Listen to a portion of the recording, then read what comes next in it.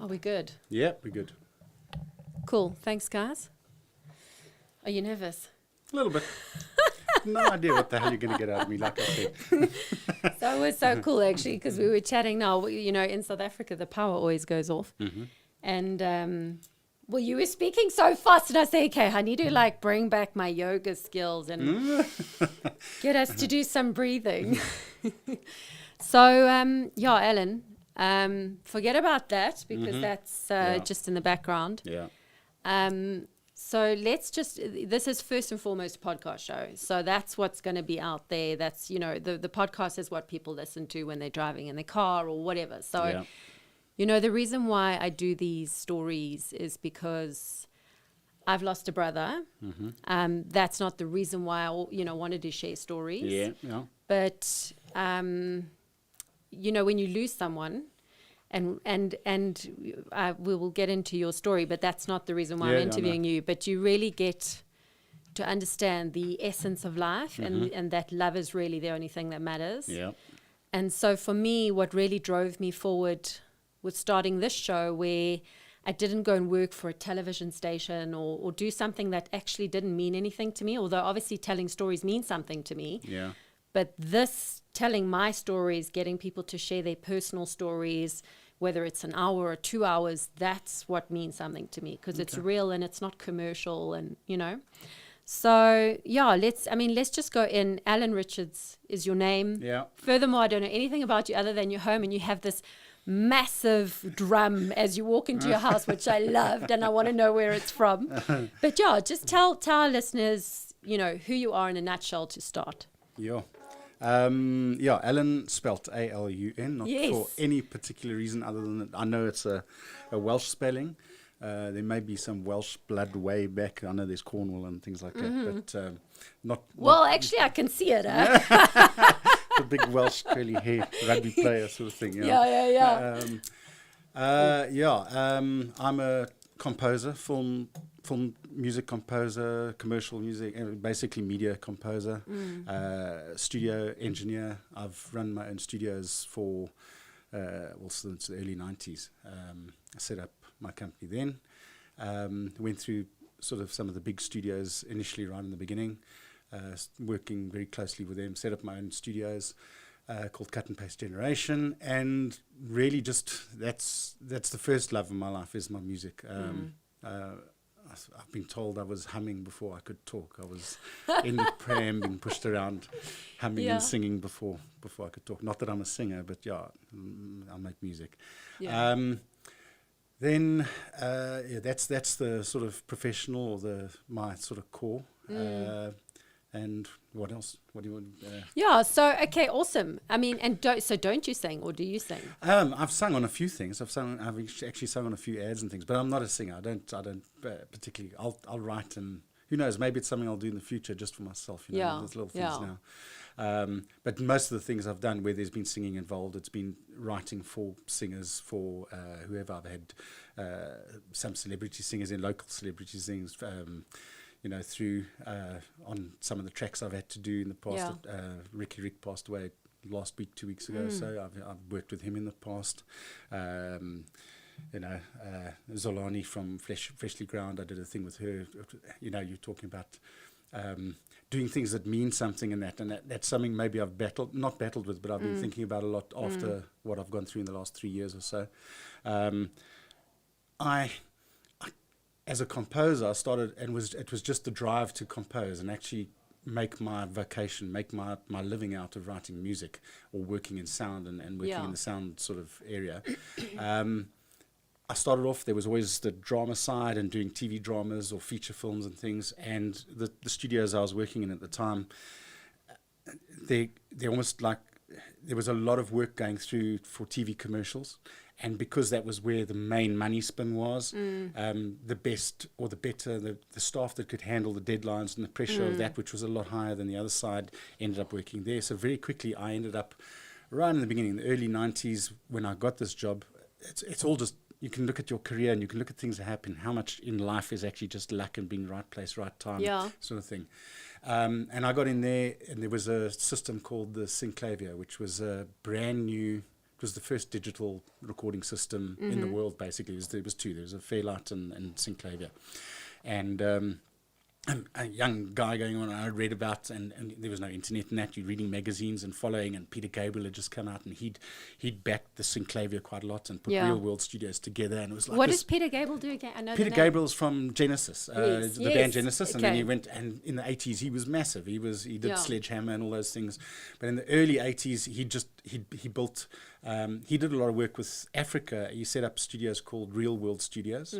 I've read lots of things on that as well. He called it Gabriel's Folly because he built the studios right on, in a warehouse right on the back end of a train line. So he had massive problems soundproofing this whole thing and getting it done. But he did a lot of things for WOMAD and worked with Africa a lot. He did over that period. He did a soundtrack for the movie Passion of the Christ, and that he went into obviously Morocco and North Africa and did a lot of. That was a really long film, wasn't it? It was a very arty film. That film, right? It was banned here. It was banned here in South Yes, Africa. I remember. I had to. I think I ordered the soundtrack. I got it on vinyl, and I ordered the soundtrack through Hillbrow Records back in like the mid-80s. Oh, that was the illegal. Well, they had their normal store, and then you could go underground and get some other records and things. I heard about that as well. Yeah. Who were the other records that you had to get from there? There was Street Records at the time, and there was Mueller's, who was involved with some of the nightclubs and things. But I mean, also the artists, because it was also during the apartheid era. Oh no, there was a whole lot. I think. There was a lot. I mean, Rodriguez was definitely one of them. That's it. Yes. Because you know why I know this? Because I had to, when I was in Amsterdam, I didn't have to, but I was doing the interviews for the ITFA festival. Yeah. It's like the biggest documentary film festival in the world. And I had to present the best of ITFA. Yeah. And anyway, and they literally asked me to do it the day before. So I had no prep time. I was like thrown on the stage, 1,000 people, and I had to present the best of ITFA. And everyone was shouting, Sugar Man, where's Sugar Man?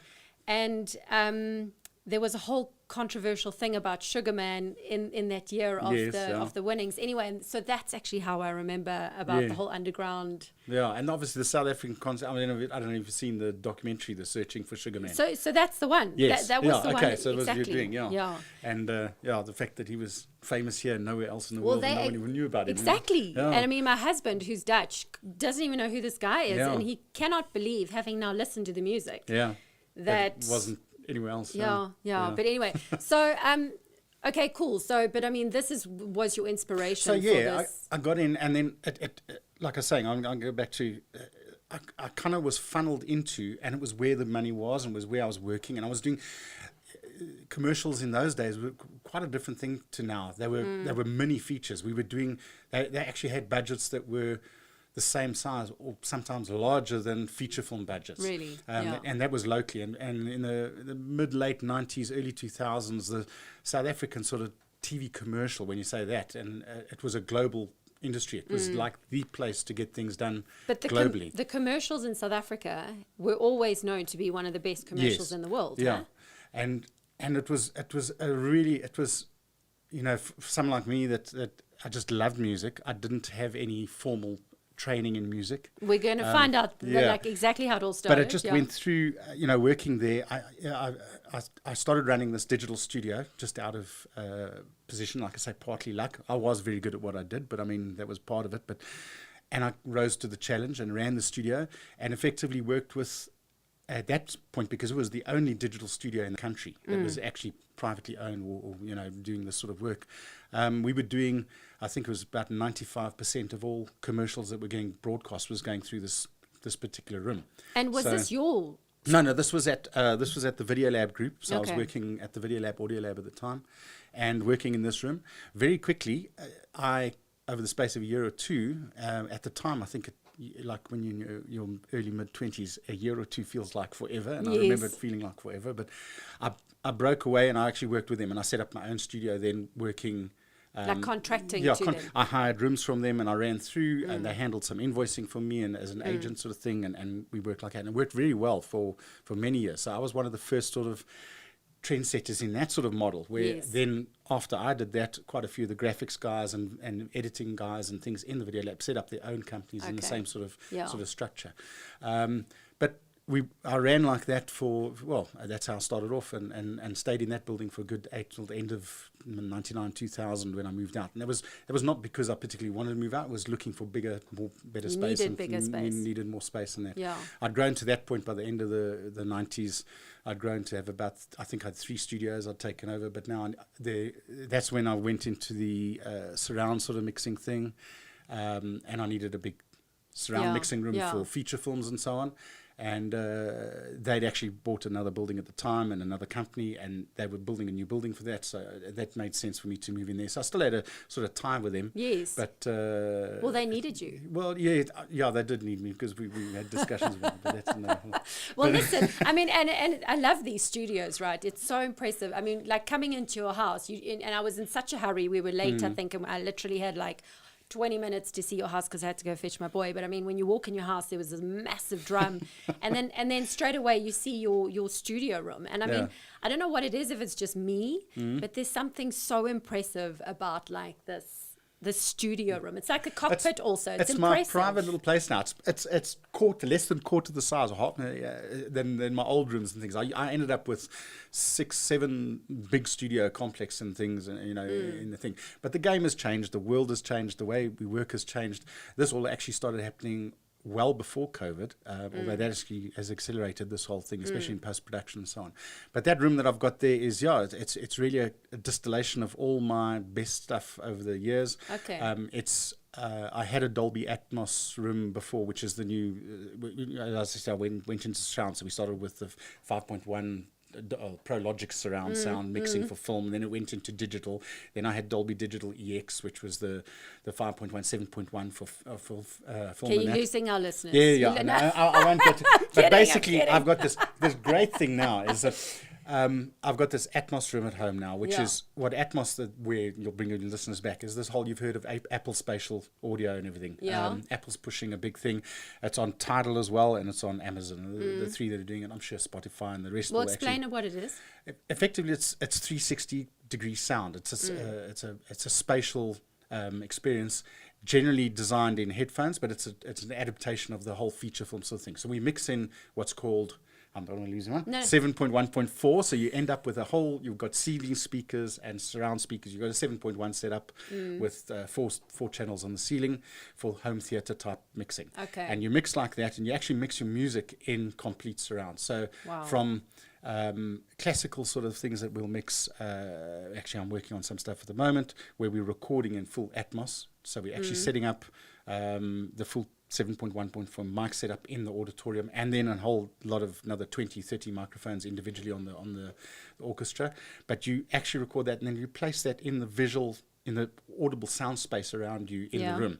And it literally sounds like you're sitting in the audience listening to the orchestra. That's unbelievable. Now that gets encoded down into a spatial mix that can get streamed to, and you can experience that on headphones. Wow. So whether you're using the Apple Beats and the Apple AirPods Maxes or things on their headphones, or you just have normal headphones, you can hear a spatial mix. So you're telling me all these things, the 3.1.2 point whatever, and I'm thinking, I called my husband this morning, I'm like, why aren't my earpods working? Because he just bought me these earpods when he went back to Amsterdam. So he goes, okay, well, are your AirPods on? So I said, yes, the green light's on. Okay, just go to your phone, check your phone. Anyway, little did I know that I needed my Bluetooth on to have... Yes, yeah. No, but anyway. So, okay, my thing is getting a story out. So let's start from, like, Alun's beginning. You said you were humming before you were even born. Yeah. So tell us where you were born, where you're from, like, who's Alun from now? Okay, I was born in Joburg, Jen, and the only interesting thing it's actually quite interesting, is on the night I was born, and we found this out only when I was probably a teenager, 12, 13 years old or so. And as a family outing, we went to the Joburg Planetarium, and they had a whole lot of photographs up, and there was a lot of UFOs. Of unidentified sightings in South Africa. Okay. And can you still see them? No.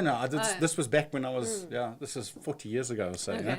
And we were just there, and we were looking at these photographs, and there was a photograph of an a UFO over the Joburg General at exactly the time I was born on the 9th of August. You're joking. No. So that's been an inside joke in the family since Seriously? then. Yeah.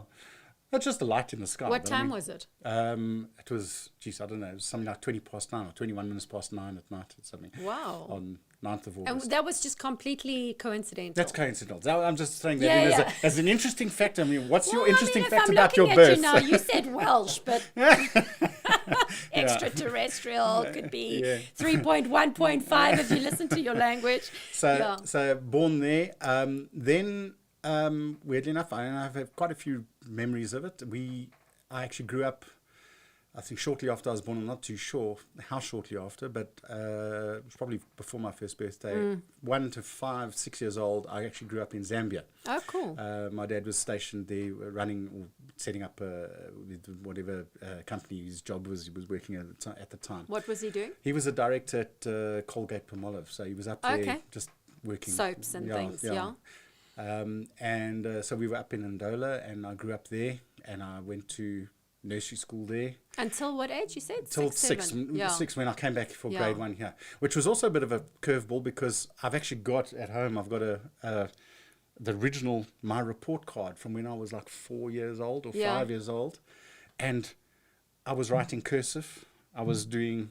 my favorite subject was dinosaurs. We're doing history, and I had dinosaur books. That sounds about 4 years old. We were reading and writing and everything, and then I had a big kick. I mean, I don't remember it. I just hear from my folks and coming back and then going to grade 1 here, and it was saying like, no, you've got to start learning how to write again and read again. So I was now having Seriously? So I was being told, no, you're not allowed to read these books. You have to read Fun with Dick and Jane sort of thing again. Sounds like the Matilda. And it just shut me off. It was like, I'm not enjoying this anymore, That's actually incredible, right? It was just, I think it was just a different era, You were at the very colonial-based schools at the time and things, and it was just or regimental, and it was like, this is what you do, this is how you go through it. It was no like, oh, you're at this level, we can adjust for it.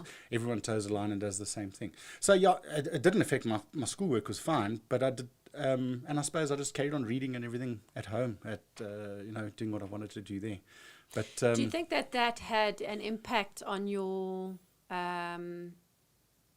music, your interest in music, or you know what I mean? I don't know. All I know is that I remember clearly all those very early formative years, 3, 4, 5 years old. I can remember 3 years old sitting in Zambia, and I can picture this sitting at the kitchen table there, climbing the avo trees. We had avo trees in the garden and lived on avos. But I remember Simon and Garfunkel playing, or Joni Mitchell, or whatever that my mom was listening to at the time. My mom was actually a nursery school teacher, so I think I don't know if she taught me, but she was teaching at the school that we were there. Yeah. And there's this. I have very. My brain remembers music as a recording. I can hear absolutely everything as a recording in my head when I hear it. So, and that's sort of how I learned to play music as well. And whatever I dabbled in, and I went to a few lessons in reading music and that. But it was really something that didn't come naturally to me. It was a case of I would sit there and be playing and trying to. But as soon as I played through the thing once and figured out that it was like, there's the recording in my head, and then I could just play it. Oh my God, I envy people like you. What a gift. Yeah, not like that in the sense of, there's still also that mechanical, the learning notes and where to play them. That you never stop. It gets better and better if you continually play and practice throughout your life. It's something that's really good. And then all the nuances of music, arranging and putting it down together, which gets back to, like I said, in the career. Working in commercials and that was such a fast turnover. I was sometimes doing 3 different projects a day.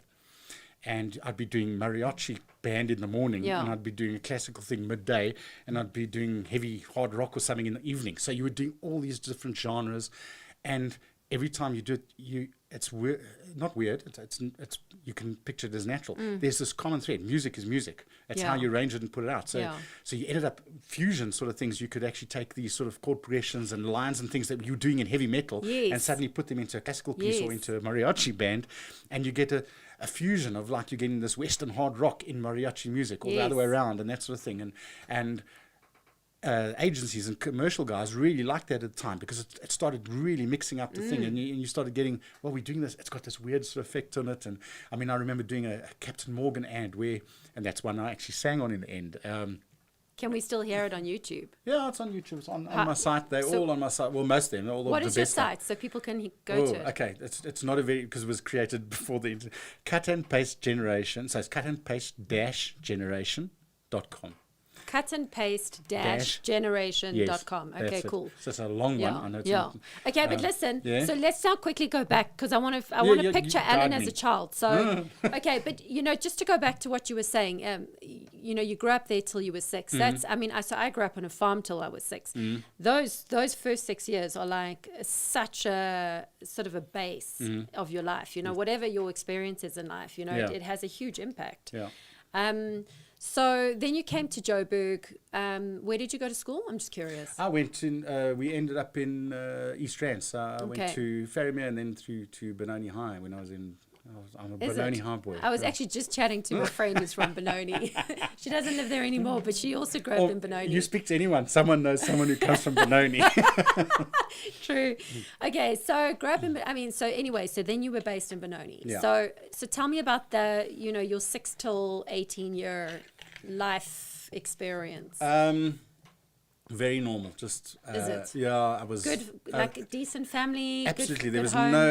no trauma, nothing. Also very sheltered. I think almost too sheltered, because also that era in the 80s, whatever. Growing up there, if you were in a sheltered sort of thing like Benoni, and there was no issues, some of the movie and some of the content you were getting was starting to come through from the States or from wherever, or Europe or whatever, seemed so foreign to you. It was just like there was no real drug culture or anything at the time. There was nothing. It seemed like a completely different world. Like I say, that was my sort of upbringing, very normal, very based. No real issues there. I did start, what happened you can see the regimental sort of thing. When I did get to high school, and I landed up in high school, I remember we were quite independent, so I rode my bike to school on my first day, standard 6 and things. I've been riding to school for the whole of the anyway. Rocked up there and walked in the gate, and it was 1981, 82, somewhere around there. And so George Michael had just permed his hair. Yeah. And I walked in with curly hair. So the next thing, first day of high school, I was like sidelined off and taken to the office and like, why have you permed your hair? And I was like, this is just, no, and they didn't believe me. And that was it. From that day onwards, my entire high school career, it was like I was in trouble for my hair, because it was either curly or too long, or it was curly. And I was just, so in those days you got Jackson every second week or every week. And a Jack Thursday. for all our foreign listeners, because in South Africa, corporal punishment. Yeah, you got a hiding on your bum. Yeah. And so at school. Yeah. And then, but if you got 6, you were allowed to go home. So you never ever got 6. You got up to 5. Cheeky buggers, eh? Yeah. Yes. And the girls got it on their hands. Got on their hands, yeah.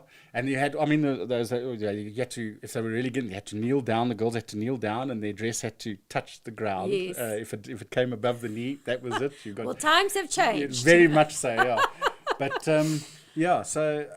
Like I say, it was normal for the time, and went through, did matric, did that. But over that period, in there, I was definitely starting. I still loved my music. I really started pushing me. So I ran a little DJ, a mobile DJ sort of thing from school. So while I was in standard.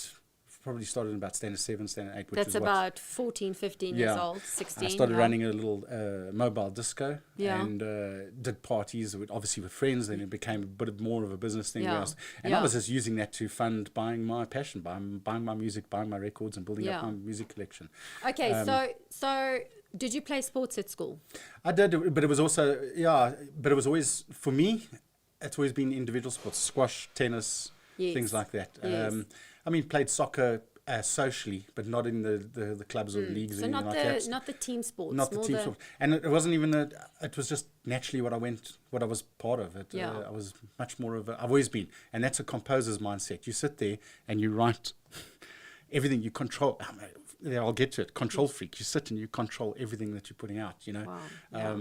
So when you would come home from school, what does Alan do? Is his mom there? Is she working? What is your no, life? no. She was at home. Did you have siblings? Do you? I do have siblings. I've got 2 brothers. At that stage, only one brother because my youngest brother was born when I was like 16, I think. So, wow. Yeah.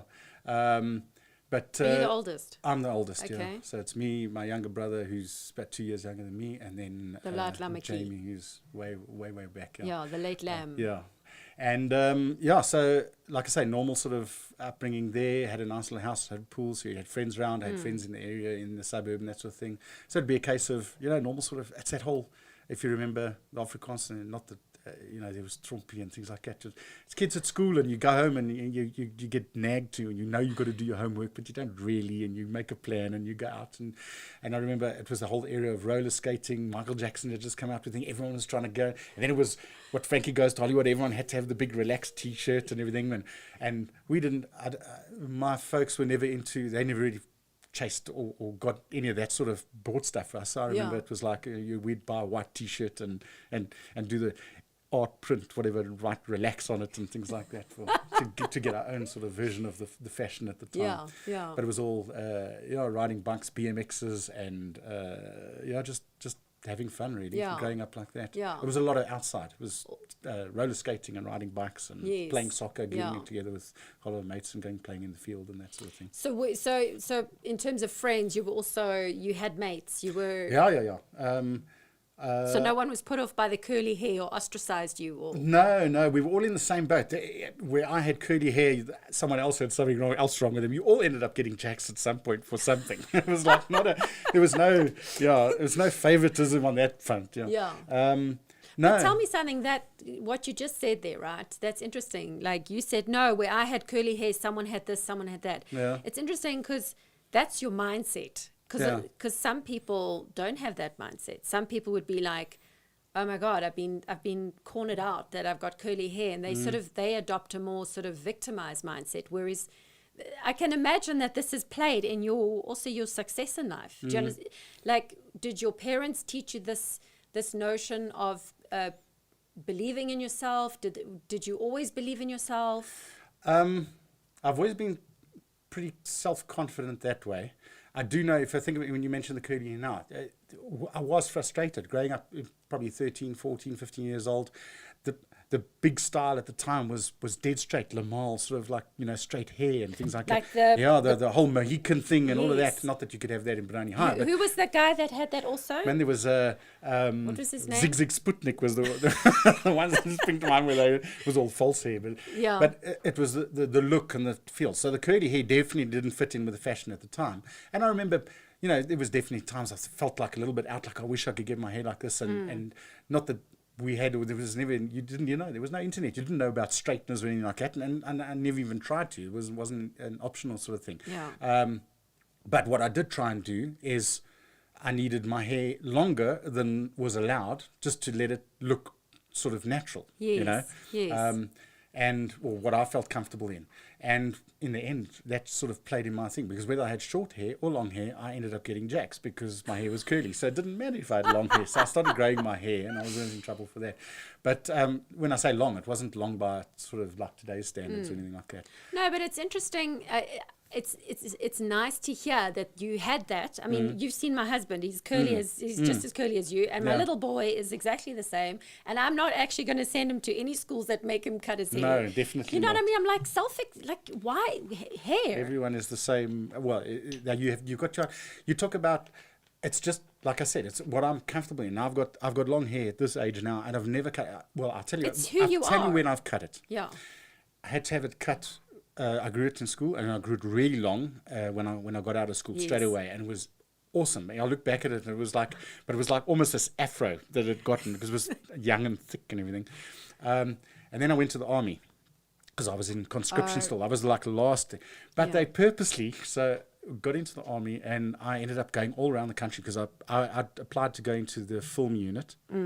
And I was told, just keep your head down. Don't put your name up for anything, because you'll get siphoned off and put into another barracks or something. So just keep quiet. So I ended up going all around this whole, about 2 weeks traveling around the country at the intake, what they call it. And then I ended up in Walvis Bay in Namibia at the base there in the middle of the desert.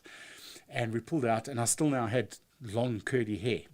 And they shaved it down the middle, and they left the sides.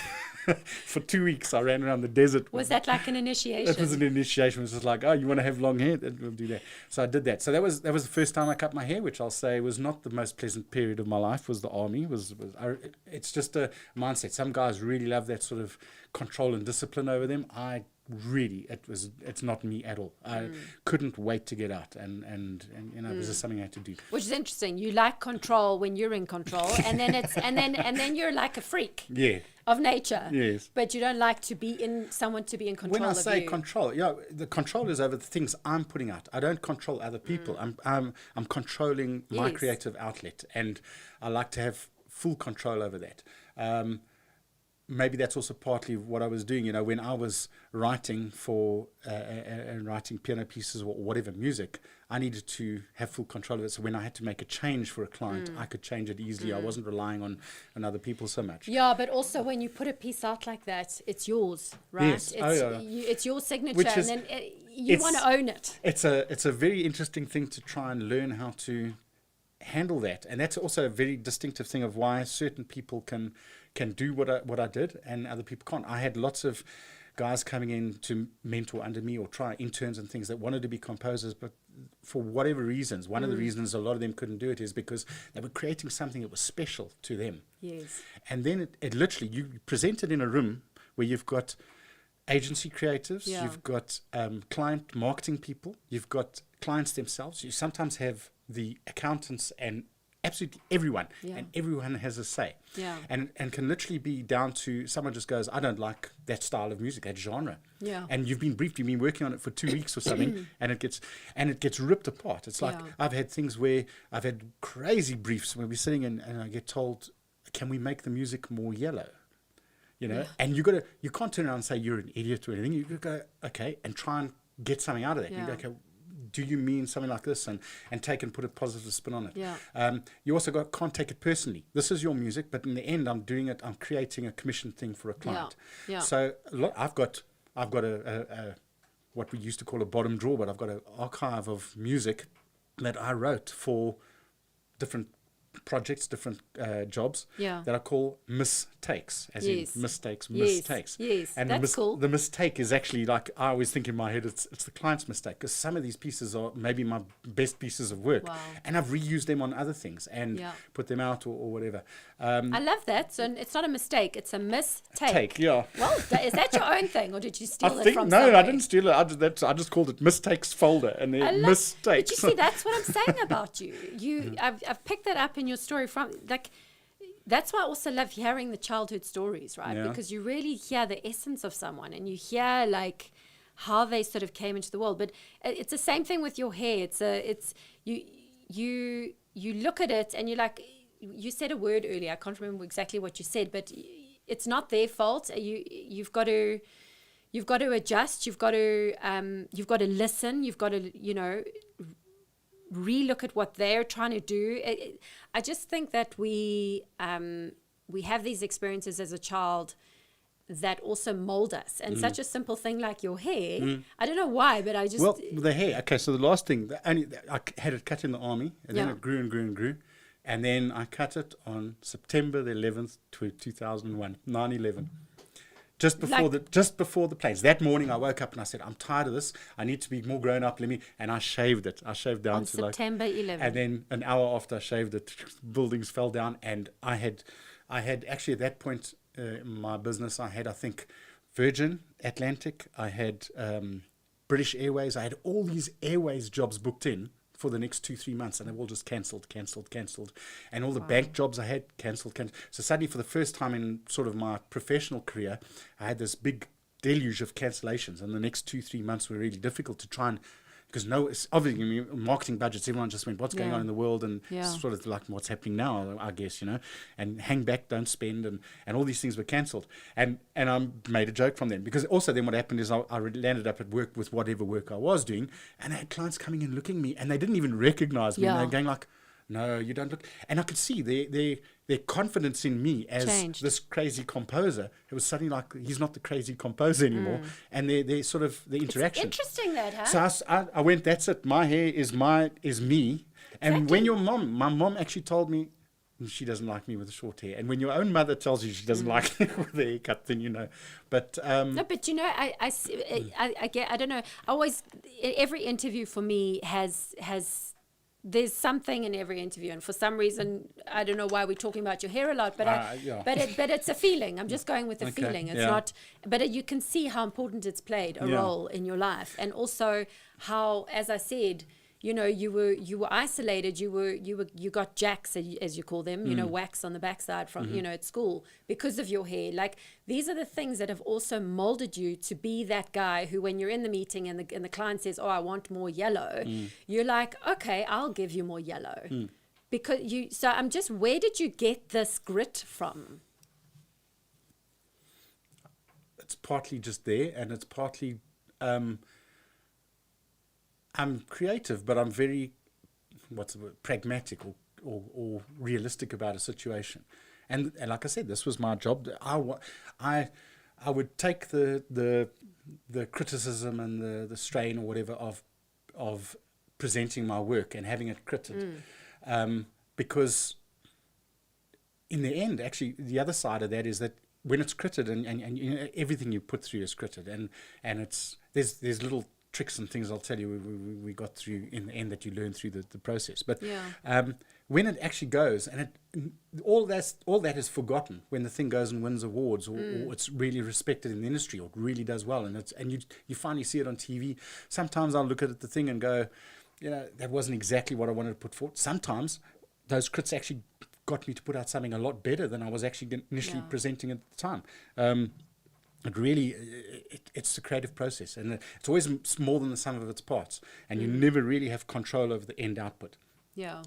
You look at big feature films, from anything from the top guys in Hollywood trying to, you know, make formula movies or things, right down to the most independent little things or little ads.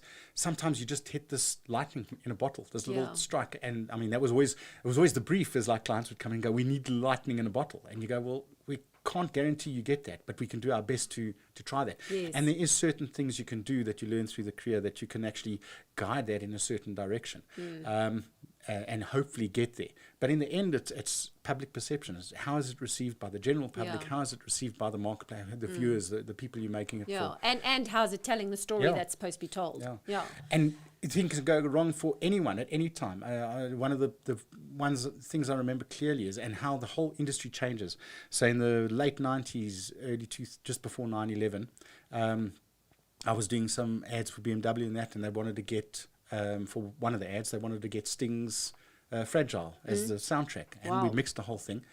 And he just flatly refused. He says he doesn't put any of his music on commercials.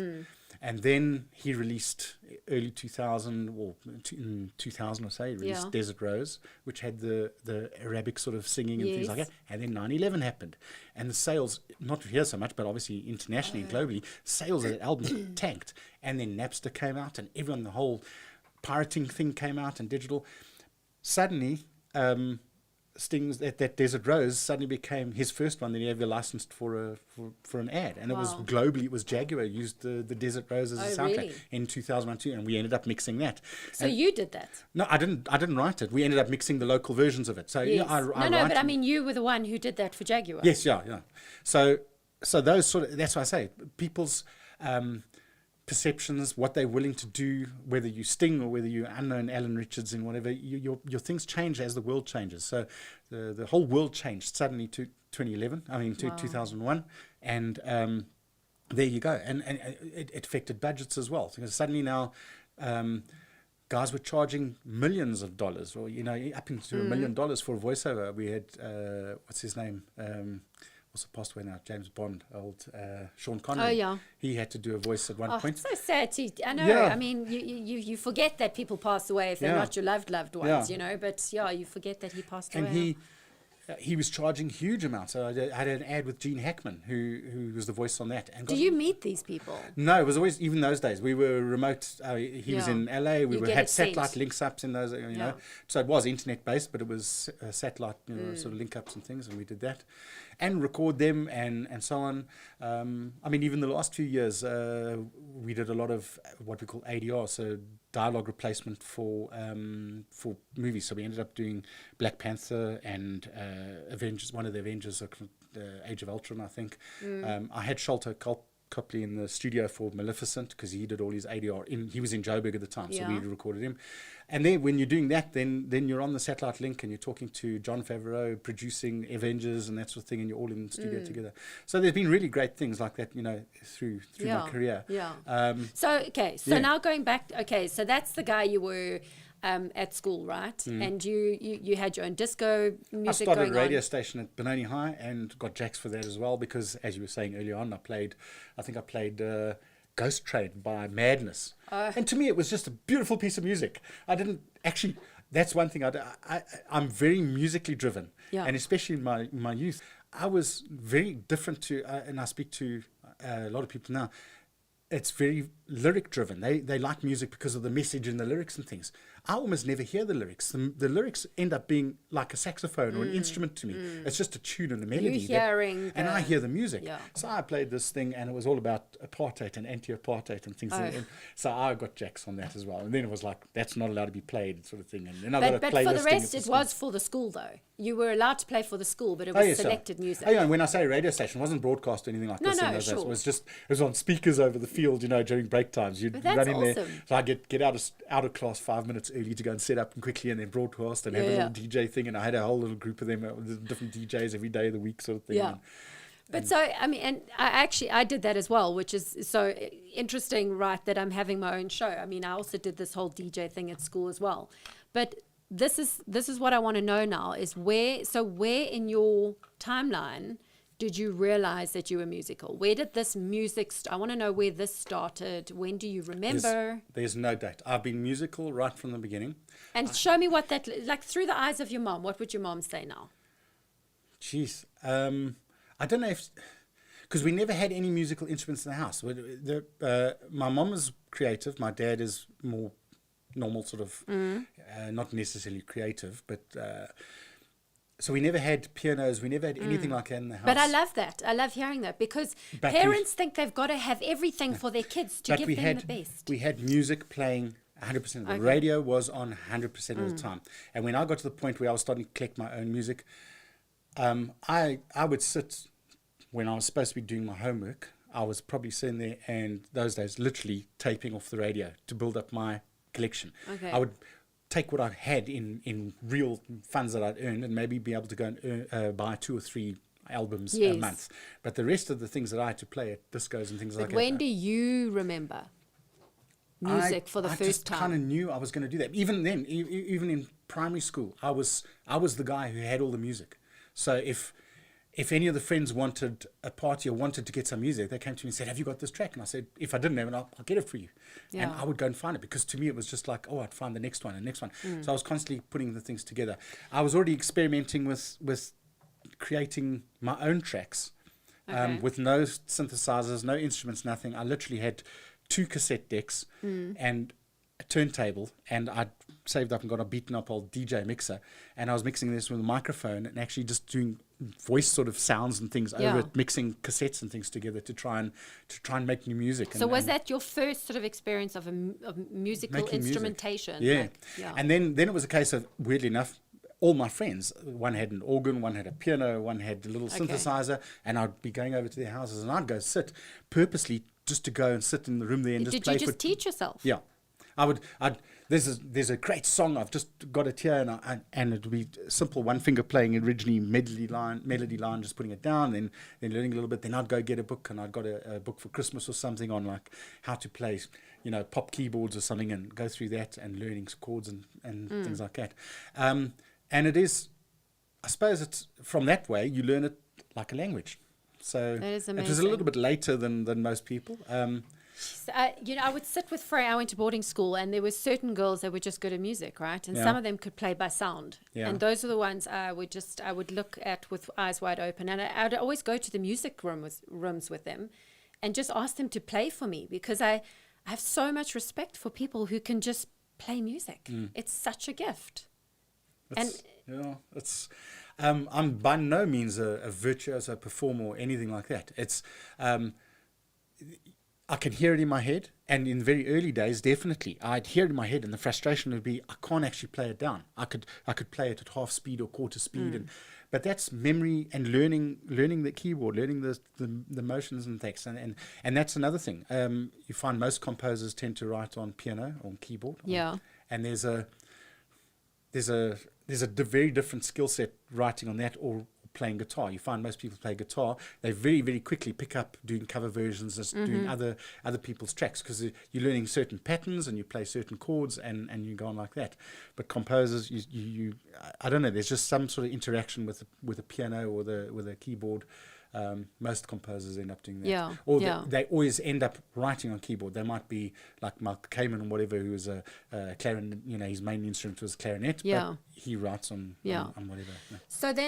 So what did you study then after school? I did film studies. So I went, it was also in a period, there was no real degree that you could do in film studies and that.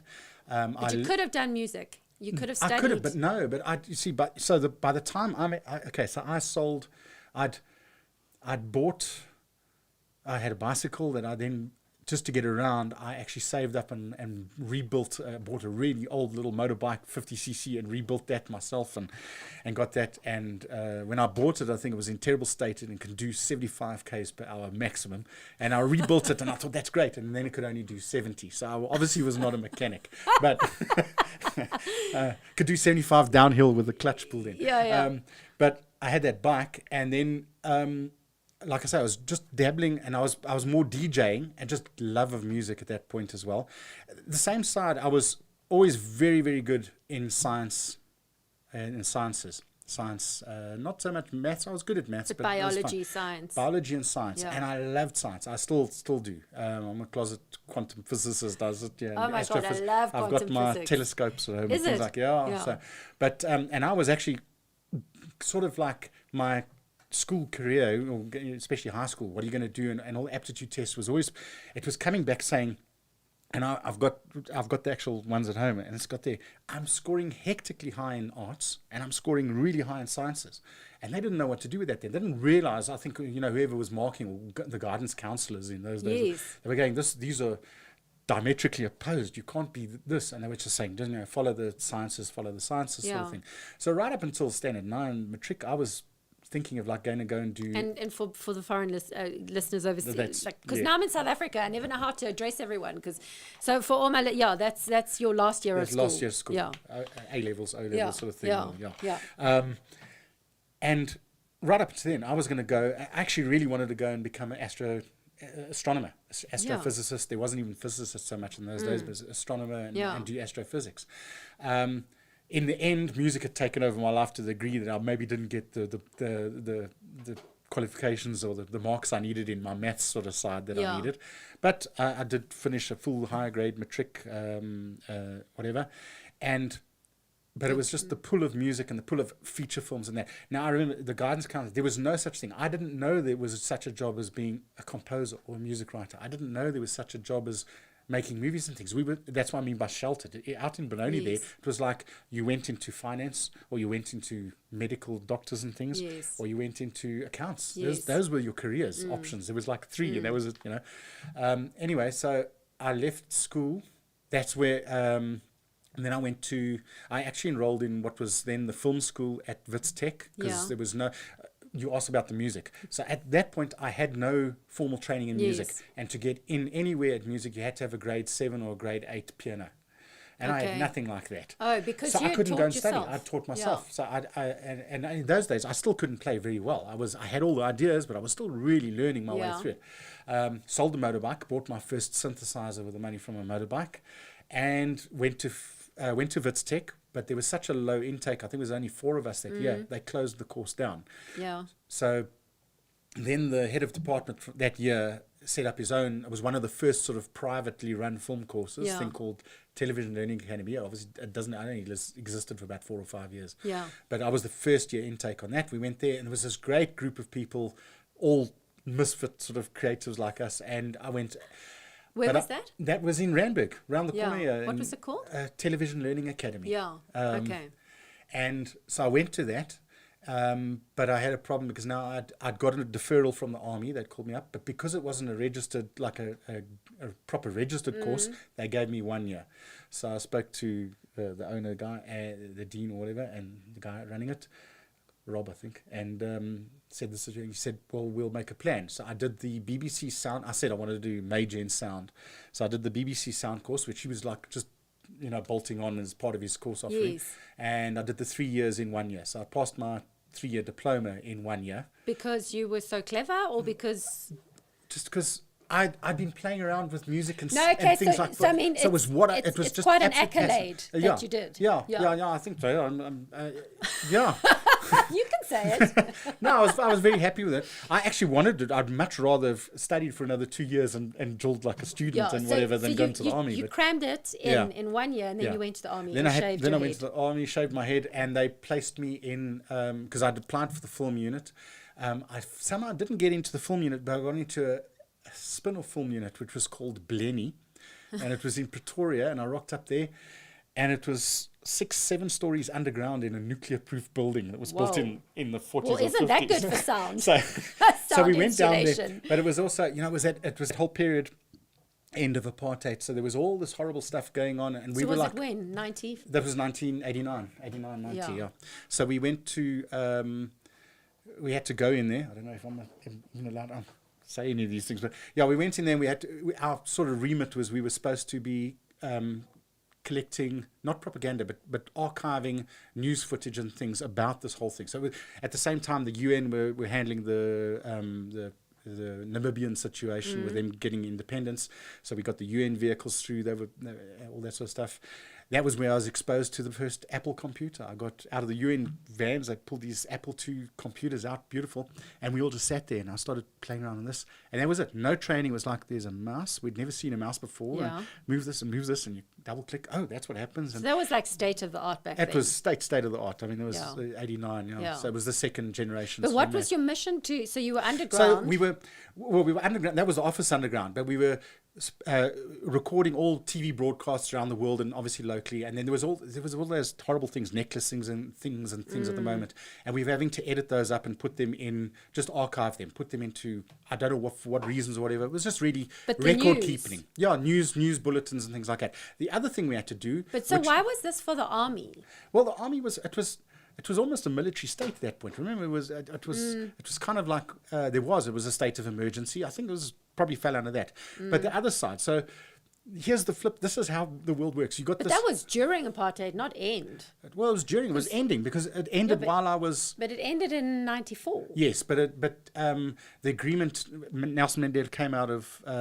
When was he released? 94. Yes, but the discussions, the army, the repercussions were already hitting in the army because I went in on a 2-year intake. Yeah. While I was there, they dropped it to 1 year.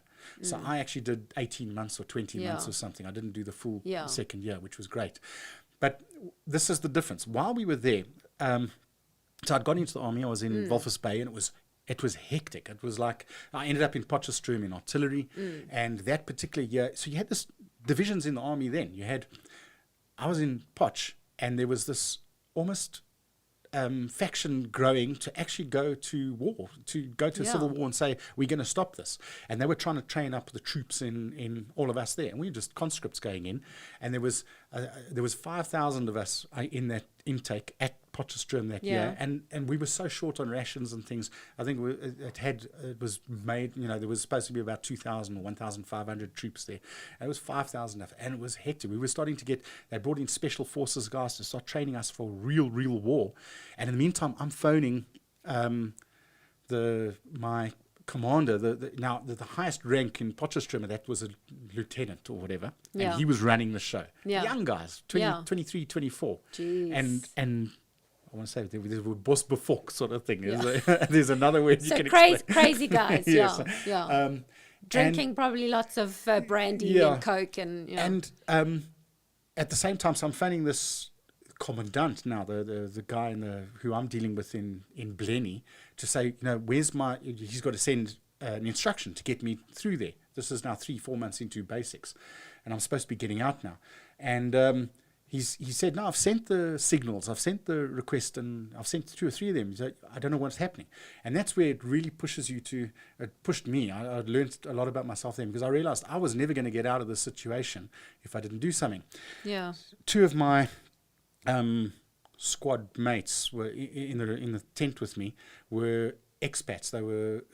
They actually worked at Telkom, and they were expats. So they had to do basics, and they had to do 3 months, and then they could get out. Yeah. So they actually had their papers, and they were going to leave that weekend or something. And I spoke to them, and they were going to go. So I formulated a sort of plan, and after roll call one day, I dug a hole under my bed in the dirt, and I lay there and covered up. And then they went out, and I crawled out the back of the tent, and I took a lieutenant's uniform off of the wash line that was behind the tent, and I put that on, and then I walked around like I owned the place. Yeah. And I walked and I went around, and I found the signals office, and I walked in there, and I said, hey, I'm looking for this trip Alan Richards signals to go to Blenny in Pretoria. And the guys sat there, and they turned around and said, no, the signals machine's been broken for 2 months, it's not working. So I realized it wasn't going to come through. So I went back and I did a deal with these 2 guys, and I said, okay, I'm taking a big chance here, but I'll buy you a case of beers if you can smuggle me out. I'll get in the back of the car. So I got in the boot of the car that they drove out, and I just prayed that they weren't going to be checked on the way out of the base. Wow. And we drove out of Potchefstroom base in 1989, May 89, and went to Potch Town, got into civvy clothes, put the whole thing. And then there was this complete switch over in terms of what was happening in the world at the time. I'd been in this thing that was honestly training you for war.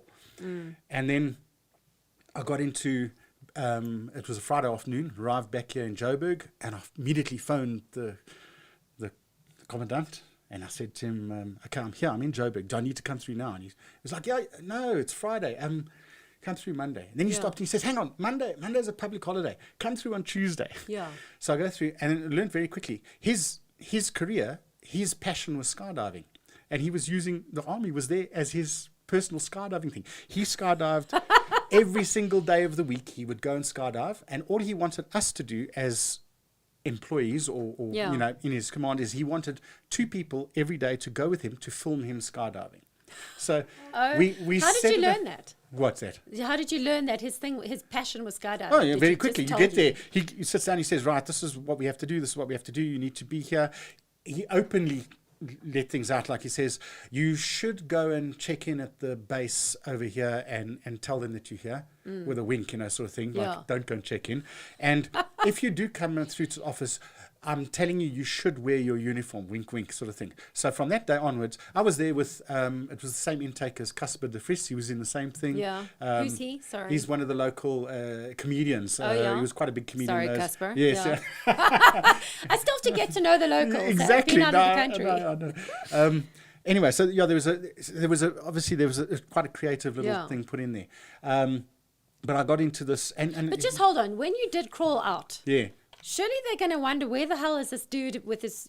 There were so many of us, and it was straight from there. It was straight onto the field of just marching up and down all day long or whatever. Yeah, but surely there's roll call. You got to make your bed every day. We did. I did it after the roll call in the morning. Yeah, but then they're going to wonder, who's the dude with this... Who belongs at this bed? No, because I did the roll call, and then the guys walk out, and I've got the rest of the group in the tent. But they smuggled you out. Oh, from there. Yes, Yeah. no, I'm pretty sure they did miss me after that. But I don't know. There had been, off the record, there had been 27 suicides just in the month that I was there, the last month I was there, that were all covered over. So really? Maybe I'm just one of those statistics, So. Oh, my God, that's unbelievable. Why in that month? It was horrible. It was really, really hectic training. Really? Yeah. Can you just give me, do you know what, it's just so freaking weird that I said to my husband yesterday, I said, it's just really weird that there's actually a war right now. Like there's war in Russia, Ukraine. Like, little things like, there's the thing called route marches, which is normally, if you look at it as a controlled sort of training exercise, it's great. You're supposed to go on a route march. We would go on a route march. Is that whole break you down to build you back up sort of thing. And the one route march we went on, I remember it was, look, you got to be trained for this sort of thing. It was a new moon, so it was pitch black out in the bush. There was nothing, and we were walking, and the guy fell down and broke his leg. It popped out, sort of thing. Yeah. No one was sent in to help. We were then told over the radio, you sort him out. So we had to basically strap him to a log and a branch that we found and strap him back and pull him back in. Then he went to medics and so on from that. But there were cases of just constant, almost mistreatment of, and it's a psychological. The exercise and the pushing is one thing, but the constant. We had one instance to give. This is how bad it got. By the second, third month in basics, so you now have what's called the first long weekend where your family can come out and visit you. Now it's like sacrosanct. It never ever changes. You know, we were all lined up on the field. Family is now driven from Joburg to Potch, which is 200 k's away, 150, 200 k's away. They all parked on the other side of the fence there. And they lined us all up and they made us do march and put on a bit of a show sort of thing. And then they just announced, that's it. We decided we're cancelling the visit. All the families, everyone go home. We're taking them. And then they started, really stuffing us up in front of everyone. So it was just that mind that you've spent 3 months waiting for this thing to happen, 3 months trying to get there, 3 months trying to, get through. And did you even see them? You saw them, but you couldn't. Well, you saw them, but it was just a group of people. You didn't really pick out. God. I can't remember if I picked out anyone, anything. But then it's just like, and you don't know when the next time you're going to be able to see families because they just shut it down and they say, well, that's it. Sleep deprivation was a big thing they did. So we'd go for 4 weeks sort of thing where you're operating on 2-3 hours of sleep a day. And that's broken sleep because it was like, days and days of messing around and saying, right, you can now lie down and go to sleep. And basically, you learned very quickly. You never take your boots off. You're out in the bush. You're not in any tents or anything at this point. And you lie down there, and this is a training for war. And literally 10 minutes as you're lying there, as you're dozing off, thunder flashes and false bombs and things go off to wake up, and then they're running around again, and you're carrying your trunks. So they sleep deprived you as well. Yeah. So there was a lot of that sort of sleep deprived, sort of training sort of thing. It does mess with people's heads. It gets to the point where you will do anything. Like some of the guys found a puff adder, snake, and they went and put it in the lieutenant's sleeping bag because there's just no your mind goes into this thing. There's no right or wrong or bars or you just don't do certain things. There's so much. What happened to the lieutenant? Did he? No, he found it and they shot it and sort of thing. And but then you get stuffed up because he was like, oh, you guys are messing around and trying to take me out and so on. Sure. So, Sure. But okay, so that's so now I understand it. So that taught me a lot about myself in the sense that from this very sheltered upbringing. Having to deal with real world situations that you haven't got control over and go, okay, you make a plan to get out of it and get the grit and make something happen. So tell me, how did that time and then the next time when you were underground in those stories underground, how did that play a part now in who you are now and your music? Well, so straight away into underground became a creative thing again, because like I say, the part of the remit was to collect all this news footage. Okay, and that was just running under the scenes, but no one was really believing or doing that. It was just a maintenance thing. But one of the things we were told is we had to make shows, or we had to do some shows about the army. And I remember at that point there, I'd heard it was towards the end of the year, and there was an advert on the Gunston 500 in Cape Town, surfing competition, and they mentioned there was one National Defence Force, contestant. So I went to the major and I said to him, the commandant, and I said, listen, this is it, can we go film it? And he said, yeah, absolutely. So we went down. You mean there was an allowance for someone I think he was just looking, his thing, he had to show that we were making some shows. But I mean, the Gunston 500 said it's open for a place. Or well, I think we just got hold of them and said, okay, we want to come down and film it. And the guy that was running the event at the time said, absolutely fine. So we went down there, same thing, didn't check in at the base. We just stayed at friends' houses in civvies and went down to Bloberg Strand every day to film, and then went to Clifton the other days that we weren't filming or whatever. And we printed out press badges, so we just went as press, and we sat in the press thing, and we filmed all the stuff. We got back, we edited the show, and then it sat in the archive. So I sent it off to the Gunston 500, the guys that organised it, and I got a nice little letter back from him saying, because I'm young, I wasn't even 21 yet, I was 19, 20. And he sent a thing back saying it's wonderful seeing what the youth are doing, and it's a very fresh approach on the surfing competition and that. Obviously, it's not at the same technical standards we need for broadcasting, because we were using what equipment the army had at the time, and it was a proper editing suite and things like that. But that was it, and learning the ropes. And I mean, I'd gone through it, was doing what I really wanted to do: go and make films, go and make movies, go and make music. I'd already then I hadn't even I'd gone through film school, because it was one way of doing music without going into do classical music training. But that opened me up to, like, there's this whole world of writing music or doing the soundtrack, and whether it's sound effects, Foley's, all that sort of thing, but doing it for films, and then when you got, tell me now in a nutshell from when you did get out to today, just so I can see the picture in a nutshell. And then I got out of the army, finished the army. Then it was now like, okay, I'm going to look for a job. And it was that period, there was Bop Studios in Bophuthatswana. Was the worldwide, it was made in the industry, it had made noise about, like, this is going to be the best studios in the world. Peter Gabriel was involved again, and all these sort of guys, and I really wanted to get a job there. I applied and drove up there, and I just met my future wife at the time, and we drove up there to see. I don't think she was very impressed with the area and thinking we're going to have to live out here. But anyway, I was just seeing the studios. But we arrived there, and I'd made this appointment, and no one rocked up for the appointment. So we'd driven out all the way there, and there was no interview. But at the same time, literally about 2 or 3 weeks later, we heard all the stories about because there was a whole back end. I'm not sure of all the details, but the actual studios were funded out of the Bophuthatswana pension fund. It was a few $100 million at the time that we used to build the studios. So there was and then they were raided, and all the gear was taken out, or some of the gear was taken out, and they had special custom made. Each mixing console there was, in those days, was about 5-6 million rand each. It was a very huge expense on these sort of things. But so that didn't happen, and the universe made it not happen. At the same time, I came back through here, and I went through. I got a job first at. Partly, it was a government thing called the Bureau for Information, which changed its name to South African Communication Service. And I went in there, and I got a job there to run their sound studio. Their sound engineer just left, and I got this beautiful room. It was an amazing studio. I walked in and was like, here's the room. Do you know how to run it? We don't know anything about this. And I looked and I just said, I know everything in here. Don't worry. And then they closed the door and said, good, we've got a mix you need to do for 3:00 this afternoon. I went, okay. And I closed the door. That was and I the looked day of your interview? Well, it was like I'd had an interview, and it was like, and I went through, and they said, it was really a test. It was like, let's see if you can do this. And I sat down, and I knew the basics of it, but there was equipment that was so high, high end, that you didn't get trained on it locally. You'd never come. I'd heard the names of these things, but I hadn't seen them.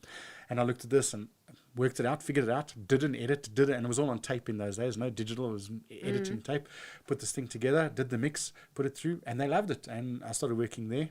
That opened up my very first ever commission as a composer, because 1991 there was the 1991 census, which was actually run by South African Communication Service, and they came to me and said, this is what we want you to do. Can you do it? And I had enough sense to realize at the time. I said, yes, but I'm hired as a sound engineer, writing music, because I knew that there was obviously other fees and rights involved. Is not part of my job description here. And they went, no, that's right. So can you go and get quotes and find someone else to write it, which was your way of doing research in those days before the internet. So I phoned around and I got quotes from other composers, and I was starting to learn the industry. These guys that are doing this are making it's their industry. And I got quotes from them, and I saw these line items on the quotes, and I learned, okay, so that's a standard fee that they charge, that's sort of things like this. And put the quotes through and said, listen, I'm willing to do it as well. And they came back and they said, I think at that point they said to me, it was a massive windfall for me. I was 20 years old, and they said, okay, you can write the music, I think the average quote was about 22,000 Rand at the time, which was huge. Hey? I mean, I think I was earning That's 500. massive. I was earning Yeah. 500 Rand a month or something at the time. They said, if you do it for 18,000 Rand, you can do it. I said, absolutely fine. It was more than money I was going to make in the entire Yeah. year. So I wrote the music for the Wow. 1991 census, and that was on broadcast and everything. What and is the 1991 it was census? the Like, government census. It was the last proper census. Seriously? Yeah, it was a proper census for South Africa. but you wrote the music for it. So it was the campaign. So I wrote them, and that is, can we still see that or hear that? I mean, I on have your looked for it. sites? I haven't. I mean, that was done on tape over there. It was a terrible sort of everything was. It was the first generation. So who was digital talking graphics. in it?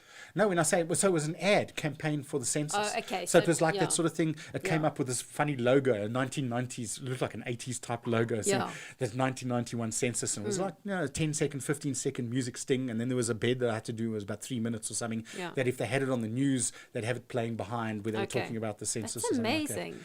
So And that that's was your first like gig. first gig. Yeah, that was And the I first mean, proper that's gig. literally as you stepped out the army, though.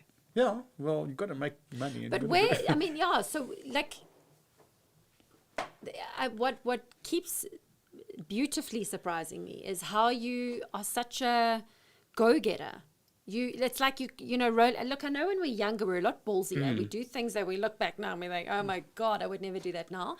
But you have always been like this. Yeah, except, like I say, it's you say, I look at myself now, what I'm doing now, and I look at myself then. And what I did then was almost just natural.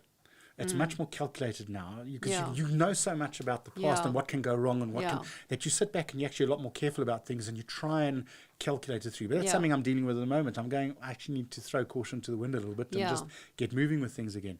But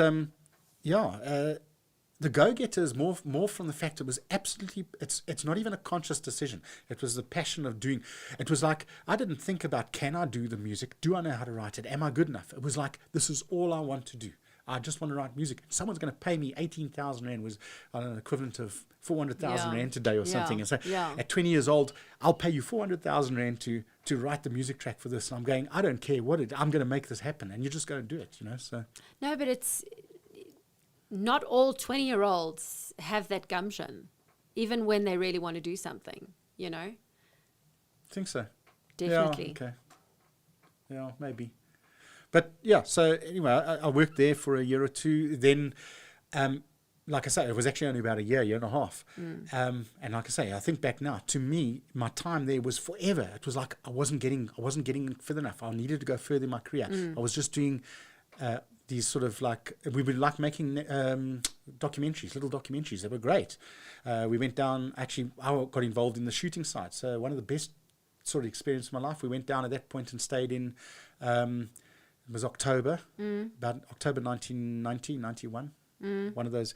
We went down to Cozy Bay, but that's before there was nothing there. Yeah. So there was a place called Bunganek, which was the Natal Parks board at the time. It was their little cottage on the beach on Cozy Bay called Bunganek, right on the beach. Beautiful. And there was nowhere. So we went down to Sodwana Bay, and then at 20 years old, I was given this Range Rover, Land Rover, Yeah. Land Cruiser thing, with all the gear in the back, and we drove up the beach for 100 and something Ks up the beach, across the rivers and crossing the rivers to get to this place to go and film the turtles, the leatherback and the Wow. turtles. And we spent 3 weeks there on the beach. It got rained out, so we couldn't get back. The Yeah. rivers were flowing, Yeah. and we were on the beach with no one else, just clipping and living off the sea, fishing in the getting fish out the sea to live and brine. Yeah. And it was amazing, and had that sort of experience. Then went back and did the post-production and did the sound, and I wrote some Who music were you for that one working as well. for then? That was them. That was South African Also, Communication Service. yeah. Yeah. So it was a great experience. And I look back and I go, geez, I could have carried on there for a lot longer. But for me, that year and a half that I was there was like so long. And all I wanted to do was get into the music industry and start recording bands and things. Over that period, I met some guys that basically I ended up in a small little band called, I'd played in a few, Helter Skelter and all the little things at the thing. And then I played in a band called Running South, Yeah. which became Sugar Drive. Oh, okay. I don't know if you... No. Yeah, okay. But One of it's the big fact bands that of the you were 90s. also in a band. Yes. Like, Well, so you did... every musician's in a band at some point Well, in I their don't know, but you weren't singing, or were you singing? No, I wasn't singing. Yeah. I was Piano, I was or what playing were you on? keyboards, synths Yeah. and keyboards. It was a rock band. So Okay. it was Yeah. there was 2 guitars, bass. All the guys. I'm still in contact with all of them. Yeah. And they became quite a big band locally. They had quite a few sort of top 40, top 10 hits here in the country. They were, unfortunately, this is where life throws the curveball. Hey, I did remixes for them, and I did releases and remixes once we got through, because basically what happened was my future wife, well, my wife, actually, we got married at that sort of point. She just fallen pregnant, and it was like, okay, now I need a real job. Okay.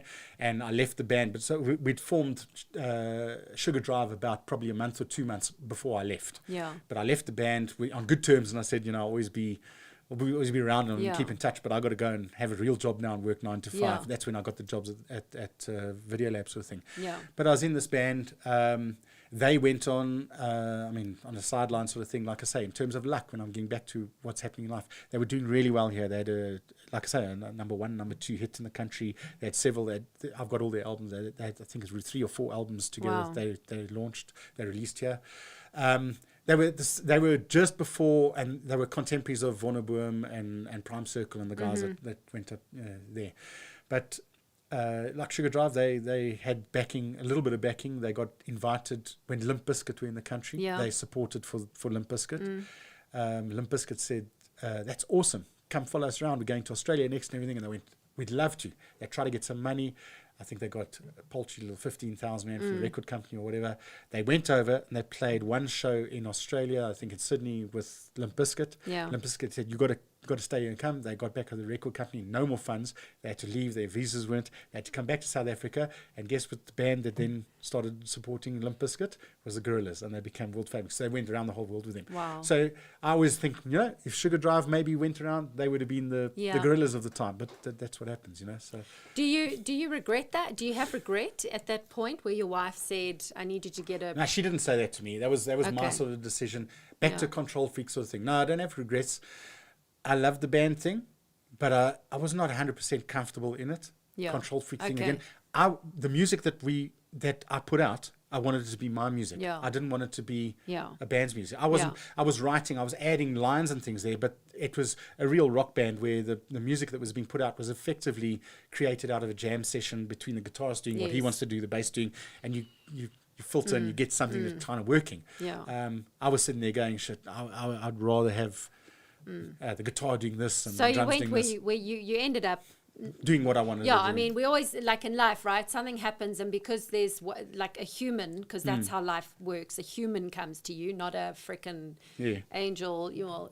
I mean, that's debatable, but I mean, it often comes in a human form, and then you can often then put blame to that human form because they said they bought the message, but actually your heart wanted it anyway, or didn't want it. Yes, you know what I mean? Yeah. So okay, cool, and then you went to Video Labs. Yeah, and But that's Video Labs is what you started out telling us about, right? Yes. And that's where you then also developed your own like contract business. Yes. And that's the work you've been working alongside. Yes. Well, you've had your contract business up until now. Up until now, it's still going. It's changed Well, it's a your lot in the business. last It's not few a years. contract business, Yes, it's your business, it's yeah. me. Yeah. It's gone. So it started off just as me, and it was one of the biggest challenges I had as a composer and as me and I've had clients telling me this. Many. I mean, I've got several thousand clients on my sort of books. I was very, very successful very quickly. I 90s, 2000s, so I've got several. I've got about 15 or 20 Cannes awards. I've got a gold, You've been to Cannes? I haven't been to one awards show. Why? Because I was always working when the awards were on. I was doing You the next. dumbass. I'm also, this is the other thing. I'm actually very much an introvert. I don't like the exposure. I don't like the So award this ceremony. is like I don't special like that you're sitting with Yes. me. Yeah. That's awesome. I can't believe you didn't go to Cannes. I've got 176 Lurie Awards. I've got I won lots of awards, but that's also, it's got so much to do. Talk to me about the awards. I want to know. Well, this is what I want to say. So So before you actually talk about the awards, one thing you said just now, you said, yes, that's my business, and it's me. Yes. And you pointed to yourself, and you put your hand on your heart. So hold on. And I just want to know, like, and I felt the pride, and that's your story, and that's what you talk about often. It's my music. Why is it so important to to be me. And Okay. why is that so important for you? Okay, so what I found definitely in my case, it can be different with other people. And I have, there's other colleagues I know that ran a very different type of business. Yeah. But I wrote music and I did soundtracks. Whether I'm actually just Yeah. doing a soundtrack and an ambient scape, my clients always said there was something in it that was me, was Alan Richards compared to just a soundtrack. Yes. So I was winning these awards and things on that. I would then have, and now I want to scale, I want to grow the business. So I put another studio in, and I had other people, I had lots, obviously you're getting a bit successful. So I've got other wannabe or up and coming composers Yeah. or sound Yeah. designers getting hold of me and saying, we want to work for you. So I employed these guys over the year, mentored them, and I never really had a success where I could hand over the reins or get someone else to Yeah. start writing, because all my clients came to me to get my music. Yeah. So even if I handed over something to, and he was writing something great, they'd listen and go, I had them saying, but this is not you. So then I'd have to take it over and then rewrite or adapt But was in it the range. more important now looking back? Also, well, it's not just looking back, you're in it still. But is it more important for you to put out me? Or is it more important for you to put out you because your client wants you? Well, it's a little different. My priorities have changed a little bit now. I'm not, the whole, I'll get to it, but the game has changed in terms of what we can, what your client's expecting or what type of work is going on. So I find what I'm offering at the moment is not in demand anymore here for a multitude of reasons, and I'll get into them. But basically, yes, I've got to the point now where what I'm doing is much more about my creative output out of it rather than the client's creative thing. Like you said, want more yellow. Yes. You're doing your yellow. Yes, yeah. Yeah. And there's a period in your life where that's right. Yes. 10, 15 years ago, I was in the right place. I was in an environment. I had a business. This was my career. I was really grateful for being able to write music and run studios and do sound. And I was involved with because I actually built up. Was a founding partner in Bladeworks post-production, which was the whole, we did all the graphics and video editing and so on. So it became a very big sort of thing. And I was very grateful being able to, that was my career, that was my life. Yeah. Now a lot of that has changed. I'm back down. I'm very much more just me again now. All the when I say towards the end, it became a very corporate thing. All your clients in the last 10 years, clients have become so much more corporate. In the early days, we were buffered, a little bit by it, because the agency, or even though it was making a TV commercial, it was kept very separate. The business side was, okay, we'll sort this out, and the accounts and thing. But in making the commercial, the people that were there making the decisions were creatives, and their input was creative input. It wasn't anything else. It over the years has now become very corporate, and it's become very much more a thing of like, do you tick these boxes? Yeah. Then you can get the job. It's tender-based systems and things like that. So it's gone completely away from, geez, this is what Alan can do creatively, and this is what I can offer as a creative solution to do. I tick the boxes for all these sort of things, and am I allowed to work on the job? It's like the tender. Yes. So and I've accepted that. Like a lot of things in my life in the last few years, I've had to just literally accept. And I fought it a long time. I went, no, there's got to be some value in what I give to this. And at the end, I go, that value is still there. If the world doesn't see the value in it anymore, that part of the world has changed. I've got to accept that, and I've got to find where I can find or offer value. You've got to again. then find your own another channel where you can express that. Otherwise, we die if we can't express ourselves, right? Exactly. So to go then. So tell me the awards. Okay, so I've got multiple. There's I've won quite a few sort of best composition worldwide. I got for a BMW thing called there was Skid Pan was the one. The other one was Hypnotist. I'm talking about, this is late 90s, so really old, 98, 99, 2000 sort of thing. Skid Pan was an interesting one because, and you can see how strategy was working already, but it was the most creative sort of ad. We weren't allowed to do. Can we still see this on your? It's on my website. Does it say the name again? Skid Pan. No, the website. Cut and paste -generation.com. There we go, guys. You can go check out Alan's work there. But like Skid Pan, that was we weren't allowed to do comparative advertising in South Africa. So the agency worked, I won't mention them, they came up with an idea and they were very clever. And they basically did a comparative ad without doing a comparative ad. Oh, yeah. Knowing that it was going to get pulled. But they spent a lot of money making this ad. It was basically a BMW, and you see it, it starts off with a BMW. Just give me 2 secs. Sure. I see something switch there. Okay.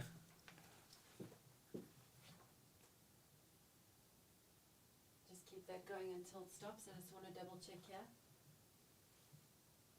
Oh, that's fine.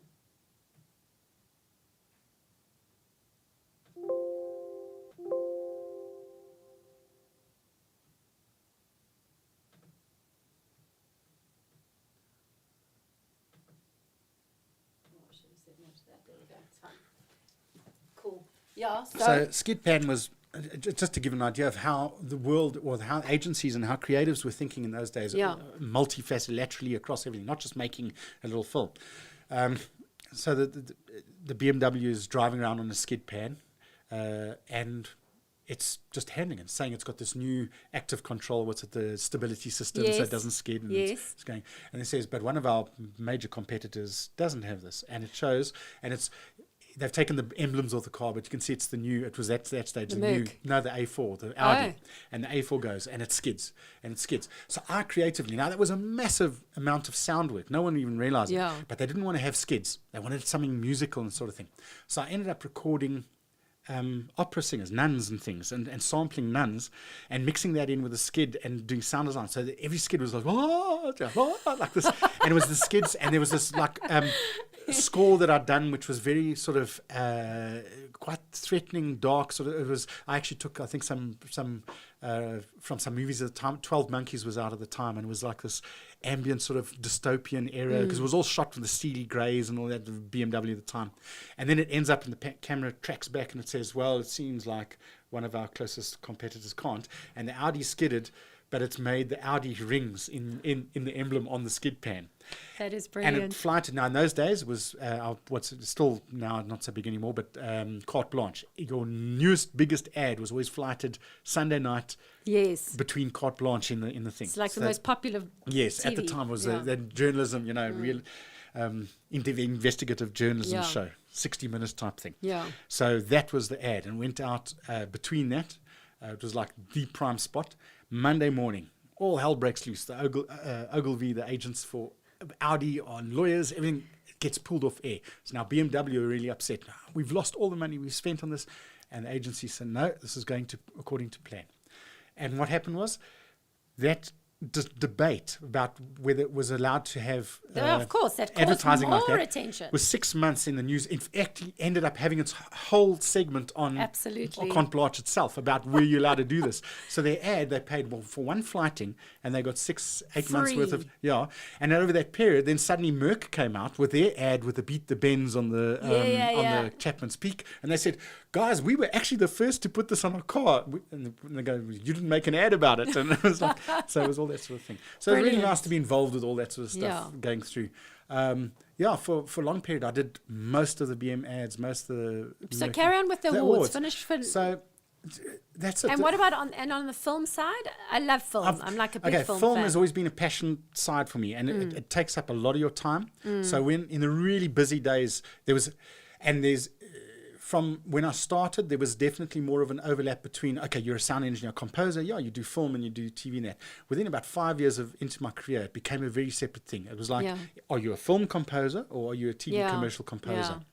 And because of that, I didn't really get to do too many films in the early days. I'm doing a lot more now, and that's mainly what are you doing now? So I've just finished. I've just finished a feature it's a little independent feature. Yeah. It's done from the States called State of Desolation. Mm-hmm. It's like a dystopian zombie type Sci-fi movie sort of thing. Not a horror so much, more of a thriller, but that I've just finished. I've just finished the thing. It wasn't the best movie, but a great, really quite a dark comedy, like a heist thing from Zambia called Black Dollar.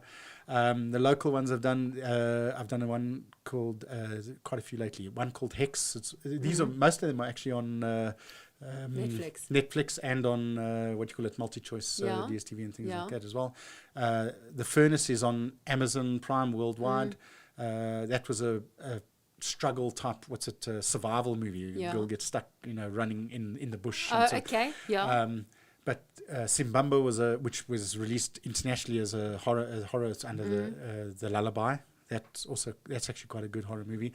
Hex I did about 2 years ago. That was also a very independent little local movie here. It was a little horror.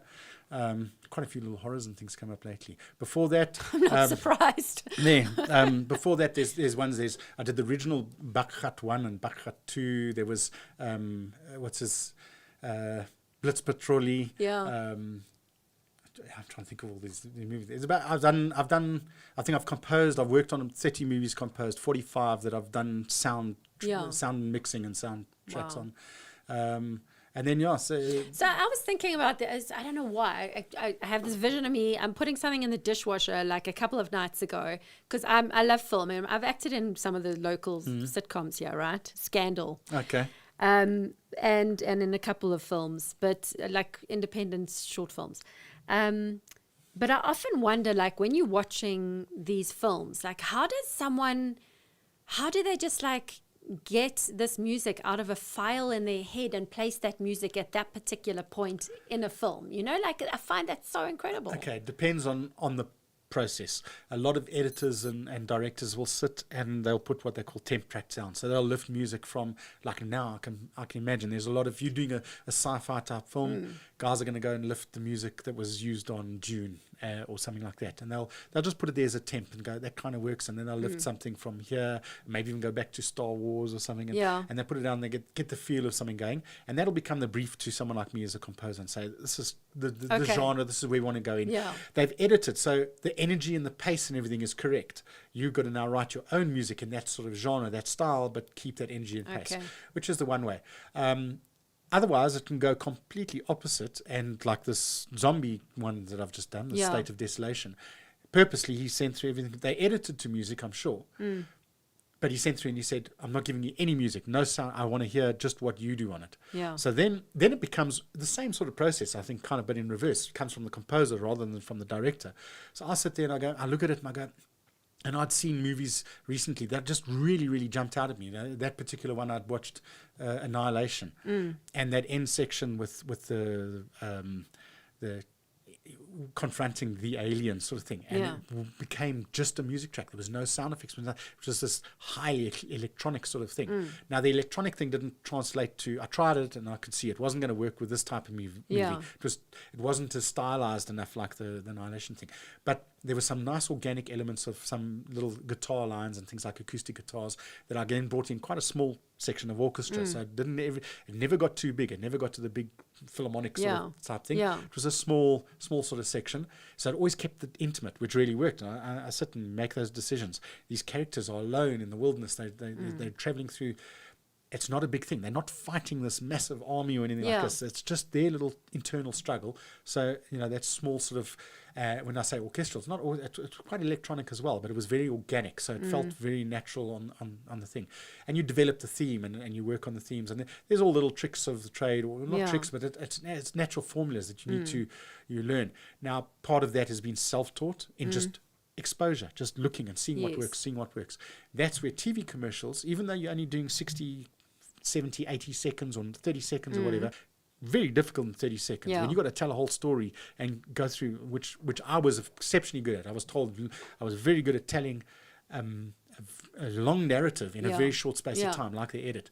That teaches you how to get in a very, very short, in 1.5, 2 seconds, get an emotional reaction out of someone. Yes. And I'm not talking about horror jumps and things. I'm talking about more subtle emotions like pride or happiness and that sort of thing. An emotion to cause a reaction. Yes. That's what an advert is. Yes. and there's this, and there's certain things which I've had a lot of times. You'll write, and there's something that works really well in music, on picture, is if you've got a happy scene and you put very happy music on it, it actually is quite cheesy. Yeah. But if you put melancholy, sort of slightly sad, emotionally sad, that if you listen to that music before, you go, that can never work on a happy scene. But you put on, and you can start pulling out now, there's emotion, there's nostalgia in that happiness, and there's pride in that happiness. And suddenly becomes a movie. It doesn't become a corporate, I'm the happiest thing on cheese like amazing. that. So, and there's reason. Sometimes you need that cheesy is a heavy word, but you need that sort of just straight neutral, happy on happy, or sad on sad sort of thing. But the more creative stuff is the juxtaposition between what the music's saying and what the story's telling, and so on. And it all becomes very psychological. And I've been in approvals and things where you'd swear everyone's in major psychologists going and analysing why you feel this. If you've watched this at the beginning of the movie, what's your take on this scene, and so on, like that, you know. So why? I mean, I could actually talk to you for hours, because I love this creativity, and you're so passionate about it. It's just so freaking cool, right? You want everyone to be as passionate like you are about whatever it is they're doing. Yeah, that's what humans should be, right? Is passionate about what they do. And that's also the other reason why I do the show, is just to, you know, if people can hear your passion, and they hear your story, and they hear how you got to where you are, you know, there's no miracle. I mean, I know you say miracles, and you've said luck. You said the word luck. And I want to go back to, and well, not go back to, but I want to ask you something just now about your quantum physics, and a comment you made to me on WhatsApp yesterday when I said, looking forward to seeing you tomorrow. And you said, and I said, well, we'll leave it to the universe to decide what we're going to talk about. And you said, well, the universe and I aren't really on, like, I don't know, good talking terms. Yeah, I haven't seen eye to eye lately. Yeah, no. So I want to get onto that. And I, you know, I know you've lost your wife, and like that must have had a huge impact on your work as well. And you just life, you know, right? But just closing off that, you know, it's so beautiful to be able to hear and be a part of, you know, me being able to share your story now, just to be a part of someone's life. Like I'm a tiny little speck in your life, but of being able to reflect on your life and being able to give you the chance to reflect on it, you know, it's beautiful. But well, I still say, I hope this is interesting, because I have no idea why everyone's anyone's life interested stories. in. Oh my God! Well, look at us. I mean, I don't even know how long we've been talking. Yeah, I know my phone. The phone's going to cut off just now. And thanks to everyone who's tuning in on Instagram and you guys listening on the show, you know, on the podcast show. But let's go into sort of these last years of your life, because we do need to move towards closing off, and I don't want to just close off. But talk to me about that comment, and just, you know, because part of life is loss, and everyone who follows me knows my story. Okay. I'll start off with a little nod back to the hair thing. So my wife got me at one point, and it's still on my fridge, a little fridge magnet, and it's got because I'm a Leo, and it's got a lion, male lion there, and his hair's all over the place, and it says, your hair was put on your head to show that you're not in control of everything, or you can't control everything, something to that effect. Okay? You see, there's something about the hair. I love that's that. What I thought. But I mean, that's exactly it. So I didn't, you know, I made decisions through my career, and that almost reactively. I never sat down and consciously said, I'm going to do this now because it's going to lead me to this, going to lead me to this. But I did always have an end goal in mind. And that end goal has always been, I wanted to continue writing music in some form. And for a long period, it was like, that's it. I want to get to Hollywood. I want to write these Hollywood big scores and that. My priorities there have changed a little bit now. I think it'd be actually way more interesting to write what I really want to write, whether it's on like this little indie feature that I was given carte blanche to do whatever I like on. It was awesome. Or if it's on a big movie, I'm definitely not going to turn around. But I want to have that sort of, that I'm putting myself out there and writing something that I'm not in instruction sort of thing. Yeah. But because of this control factor, so what happened is, like I said, the industry was changing over the last few years, getting more corporate. So I was looking and with my wife Andy, we were looking at certain things going forward and going, you know, we really need to simplify a little bit and not shut down the big studios, but try and find new forms of work. That the industry's changing. It's not going to be so driven by commissioned work coming in. Commercials. I mean, the big change there is that everyone's watching Netflix. No one watches commercials anymore, especially locally. And that's any local sort of work that we're doing, or even international, has just been sucked up by core sort of head producing areas internationally, whether you're doing a Super Bowl ad or whatever. So they make one ad and that gets spread out throughout the entire world. The days of us making local ads here that's shipped out to the rest of the world is gone. Internet, no one watches that. So the only ads that are being made are really your direct informational sort of things like come and buy this soap here, Pick and Pay. And you're not going to hire a composer to write music for that. What do you mean internet? No one watches that? Oh, you mean because people I know, skip I'm past the saying ad? Or? streaming ads. So Okay. there's no... Yeah. If you're watching Netflix and that, you're not watching ads. So the only ads Yes. that you're watching is on terrestrial services. And any terrestrial service sort of thing, your client base that's watching that, the only ads that they're going to be... Well, you're not going to be advertising the Louis Vuitton handbags or BMWs. No, on but that. I will say when you do go past a good ad on YouTube, you actually watch it. Yes, It actually sucks you exactly. in. A good one, yeah. Yes, yeah. But that's also, this is where it gets difficult now, is that in the old day, well, I say old days, in the previous model, you were tuned in, the broadcaster had a definite, or the client knew around this TV show, we had 3.5 million viewers, or we had 30 million on this. Yeah. So there was a channel and there was a budget that was put forward. So that budget paid for people like me or professionals and so on, all working on this to make it happen. Now you go on YouTube and there's no idea whether this is going to be picked up by the public or you can watch it or not. Yeah. So you can spend a lot of money and have no traction, or you can spend very little money and have a huge amount of traction. So that's the model everyone's following. Yeah. Spend as little money as possible, and hopefully we just have a viral hit and everyone wants to watch it. Yeah. So it doesn't support the production industry like it used to.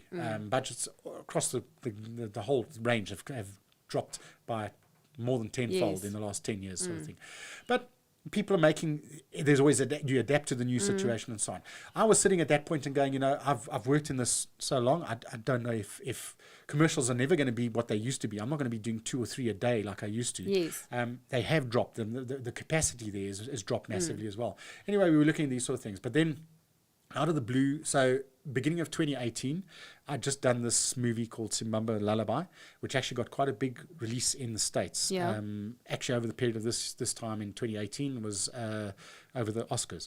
It wasn't in Oscars or anything. It was nowhere near that sort of caliber at that point. It was still a little indie movie. But it was being launched and was actually played at the one of the special old sort of theatres as a launch. So we were invited to go over. So I'd never been to the States. So that was it. I said, let's go on a nice little trip. Yeah. So I booked a trip for my wife and myself, and we went through we'd never been, so because we were going, I said, let's spend, 3-4 days in New York. We stayed there, experienced New York. It was great. Beautiful. Not a place I'd want to live, too many high buildings and things. And, Yeah. But it was great vibe. And then we went to LA, which we thought was amazing. And I hired did the proper thing. I got a nice little convertible, Mustang, and drove around, did this Pacific Coast Highway, and we went to Universal Studios, and we did this whole thing, and then we did the launch, and we were at the launch for this thing. And then as a semi-surprise, she knew about it by that stage, but her brother had immigrated to Canada in 2002. She hadn't seen him since then. Yeah. So 14, 15 years. So we went up and met him in Canada, and we did a 2-week road trip through British Columbia, through the mountains, sort of did this whole thing. It was a holiday of a lifetime sort of thing, and met up with him. And it actually went so well. She said to me, I can't believe this is too good. And she was always like, no, this is too good. Something's going to go wrong. And I said, nothing's it's fine. Nothing's going to go wrong. Anyway, so it was my saying is, it'll all be fine. It'll all be fine. I always say it'll all be fine. Anyway, we got back from that holiday, and we were back probably a week or two. Even while we were over there, she said she was feeling a bit dizzy on occasion, and she had this little itch in her finger. No, don't worry about it. But I think back now, I wrote it off. I didn't worry about it. I think she was more worried about it than she let on. And anyway, we got back, and then by April 2018, we went in. We were actually at my sort of endocrinologist chatting to him, and he said, why don't you go and check this out? So we went through to a neurologist, and she said, okay. And they did MRI scans. And that was more for the dizziness, not for that was for dizziness, like kind of see. And we did these MRI scans, and then very quickly, then she didn't answer straight away. I was trying to get hold of her. And then when I finally got hold of her, it was about 4 or 5 days in after the scan. She said, I need to see you, but I'm just doing more research. We're trying to see what's going on here. And then when we did go through, she said that, okay, they've got this thing. There's definite lesions right in the center of the brain, tiny little patch here. We think it's probably MS, and then Andy got upset. He said, don't worry about it. It's my job there. She's got lots of patients that are living with MS, and still living productive lives. So we'll sort it out. But we're going to start treating it as MS. We have to start treating it now. So she started treating. That was the beginning of end of June, end of March, April. So 1st of May we started treating. She went from walking around, by end of May, 30 days, she was in a wheelchair. And I took it, we were constantly going back, but so we had a biopsy booked in for the end of May, next scan. They did the scan, and whatever this thing was in the brain had now grown from a little patch in the center to a 10 centimeter lesion, spherical, in the center of the brain, right in the center. But there were now patches that they could do biopsy on. So they did a very quick biopsy, and it turned out to be, the guy came out, and we were sitting there at Sunning Hill, and he came out and he said, we were a little scared. She'd had a scare 10 years, 12 years before on a melanoma. So we were a little worried that it was metastasized. Yeah. He came out and said, it's not the melanoma. And I just went, oh, thank God. And he went, no, it's much worse. And he just said, it's something called glioblastoma multiforme, completely incurable. And effectively, she's got 6 weeks, if that. And they said you could probably do longer if you go to an oncologist or something, but it's really quality of life. You're just going to, that's it. So that was a massive shock. I mean, I still, shivers and things. Yeah. And that's, she was my life. We were together for 29 years. Yeah, you met young, huh? Met very young. And like everything, you have your ups and downs through your relationship and things, but we both stuck together and was... Well, you wouldn't be human if you didn't. Yeah, exactly. I mean, you'd be an alien, yeah. But, well, I try to. Anyway, so she was diagnosed. She decided, because of the 3 kids, she said, no, she wants to spend more time. So we did the full chemo. She was explained then that they're going to do radiation therapy, but the radiation therapy was at levels that would kill her within 3 years, but the cancer would probably kill her before that. I initially went through and I said, that's it. I'm going to find a way to fix this, my control thing. And I did research, and I came across guys, and basically it was the average prognosis is 15 months. I came across one guy in the States who was a doctor who's taking 200-something pills a day, who managed to live for about 7 years. Yeah. That was done it. Yeah, but keep talking. I'm just going to move that. So he did the same... he'd put that through as a possible sort of solution or treatment. But anyone else who tried the treatment, no one had the same. I think some people had made it into second year, made 24 months sort of thing. Yeah. And I was still accepting, no, I'm going to find it. But then I had this very weird, and I'm naturally very scientific, but I do believe there's something more than just us here. There's got to be. There's reasons for that as well that I have, scientific and just belief reasons. But I had this, and it's the only time I've ever had an experience like this.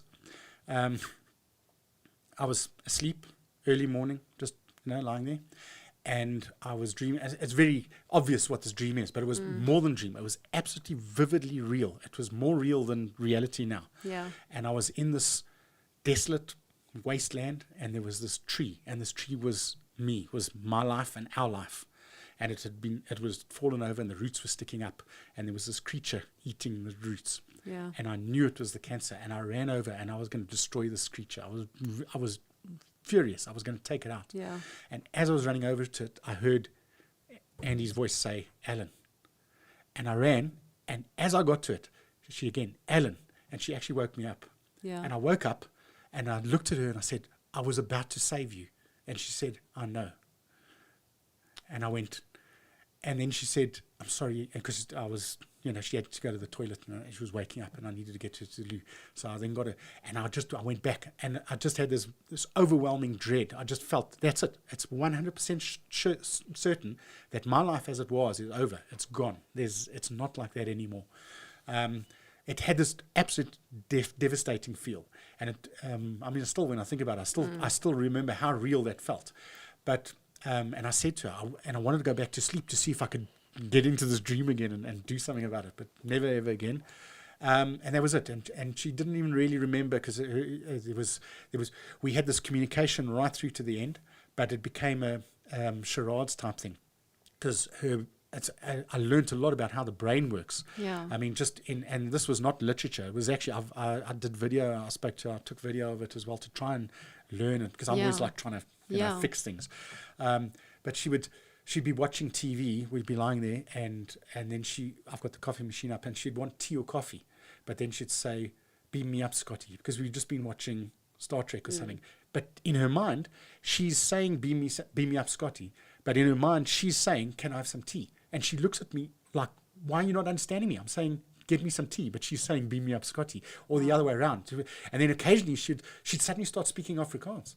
And, I mean, doesn't come from Afrikaans family or anything. And then sometimes she'd actually hear it. And hear, like, suddenly click and hear sounds, beam me up, Scotty. And then, like, what the hell am I saying, sort of thing, that sort of thing right towards the end. So we went through that. And then, she lasted 10 months and passed away. I managed to, I say time it right, wasn't timing right. I got my oldest son up he was job down in George. He came up for the kind of time that he came up for the week. He was there for a week and a half before she passed away. My youngest was still at home. He just turned 20 actually. He just turned 20. Literally about a week before she passed away. And my daughter was there, so we were all there at home, and that's and beautiful. So it was a I don't want to say perfect. It was the dead right ending, but it was an experience to go through something, and it solidified something in me in the sense of like, and I said it to a few people. There was another weird coincidence happening. I'll tell you about now, but it solidified the fact that I believe there is something after. Do you? Because from the simple selfish reasoning of I can't imagine this universe without her in it. So if she's died and she's physically not here, I have to believe she's still somewhere. So, then there was this follow-up, then the normal sort of the normal grief process, and it was really, it's still. So do you believe in many lives? Possibly. This is the thing that you can read up on all this, and everyone, it's always stated as fact. It's like in this. When someone has gone through a traumatic experience of loss, they have a different awakening to existence. Yes. So that's why I'm curious if you do believe in past lives. It's weird because and future lives, I was brought up in not a heavy, but it was a Catholic environment. So there was no such thing as reincarnation. It was almost evil, Okay, but when I say brought up like that, we not rebelled, but it wasn't a heavy religious sort of thing. By the age of in early teens sort of thing, we'd made our own minds and we didn't go to church anymore or anything. And you went through life. And as I've gotten older, you've become a little bit more spiritual about when you're thinking about things more deeply. But like I say, I've always been very content that I know that there's something else, from, doesn't matter when. What I have opened up to a lot more, as you say, many lives or whatever. And I think it is individual. I think there maybe are people that come and only come here once. There's maybe people that come here a lot of times. Over this period, I did a lot of watching. There was a great YouTube thing, attacking it more from the science thing. A guy called Eben Alexander. I don't know if you've seen it. Eben. Yeah. Eben. He's actually an American. Yeah. Basically, in a short story, what he's a neurologist, neurosurgeon. Spent his whole life in pure science, didn't believe. He actually was like, that's it. We here, we die, we gone. He had an event where he got a major infection in the brain. Suddenly one morning, they put him into hospital, put him on reading, and they read his brain. He was brain dead for a week. Wow. But in that period of a week, he had this amazing experience of another life, another world, more real than here, everything, and being taught a lot of stuff. And he came back and he said, now it had a real world ramification because he didn't know he'd lost a sister. In that 1 week? No, in his before he was born. Yeah. His mother had a daughter and they had died. And they hadn't told him. They hadn't told him. And he was shown this girl took him through the afterlife basically, and he didn't know who it was. And we came back, they were doing what do you call it? His son was doing a thing for school about history, and they tracked down. They came up, and he got sent this photograph, and he recognized the photograph from his experience. Wow. And that's when he realized that this was the person taking him around the afterlife and so on. But it's on YouTube, and he's written a whole book. It's Eben Alexander. Eben Alexander, and it's called Proof of Heaven. He's got a whole. It's a book, but he's got a, and it's a really and it was really uplifting. It gave me a lot of things. I'd already by that stage. I mean, I follow quite a, like I said, on the quantum physics. I'd followed the whole quantum consciousness sort of thing from what's the scientist Penrose. Yeah. Well, there are a few, hey, these quantum physicists. Yeah. So, and I do believe in that. I believe there's more than likely physical structures that allow the retention of information. That we information machines, we gathering, creating living, creating information. That information can't be destroyed. It has to move somewhere. And there's I won't go into now because it gets quite deep, but there's physical structures that can possibly, we don't know how. I mean, we're starting it now with quantum computers, but the problem we've got to keep it at solid state, ultra low temperatures, and keep things stable. Yeah. How does that work in the real physical world that you can actually exist? But I spoke to Andy a lot about that. She was very worried about afterlife and things in this, and you have these sort of really deep conversations going through this 10-month, 12-month period, and talking about it. And I just felt, and I did some research and showed her, and I said, don't worry about it. There is something. And in that process, I believed it beforehand, but I believed it without believing it, if you know what I mean. Yeah. Once you've gone through it, it's about feeling it. Yeah. It's when it's in you that you don't have to even think about it. It's like an innate understanding. Yeah. So that's the story with it. But the ramifications on that is you go through. So the other weird coincidence, I didn't watch TV at all. Yeah, I shut out from everything. I didn't even eat for 6 weeks. I know it doesn't look like it. I didn't, and it didn't make any difference. So much for diets and that. But I couldn't stomach anything. 6 or 7 weeks or so. But on the day she died, what's his name? Afterlife, Ricky Gervais. His Netflix TV series, Afterlife, was released on the day she died. I didn't watch it. It was the first show I watched. Why? I don't know, but I watched it. I just had a calling for it about 6 weeks after she passed. And I watched this thing. And it's about a 50-year-old guy. So I turned 50 right then. Wow. It's about a 50-year-old guy who was married for 29 years. His wife passed away of cancer. And it was exactly the same. But the weirdest thing was, I don't know where he did his research, but he goes through the story, and it was exactly the same as mine, but he was saying the same things I'd said to people. Like, you have a superpower. Nothing is, there's no reason anymore. You lose purpose, and I'm still trying to find my new purpose and whatever going forward. But because of, you feel completely taken out of the world, there's no reason for anything. You feel like you can say whatever you like. If someone upsets you, you just say to them, that's it. And not in a nasty way or anything, but it's not important. Yeah. What you're getting so worked up about this, it's just not important. And there was all these sort of lines that he had in his dark comedy sort of thing that were spot on.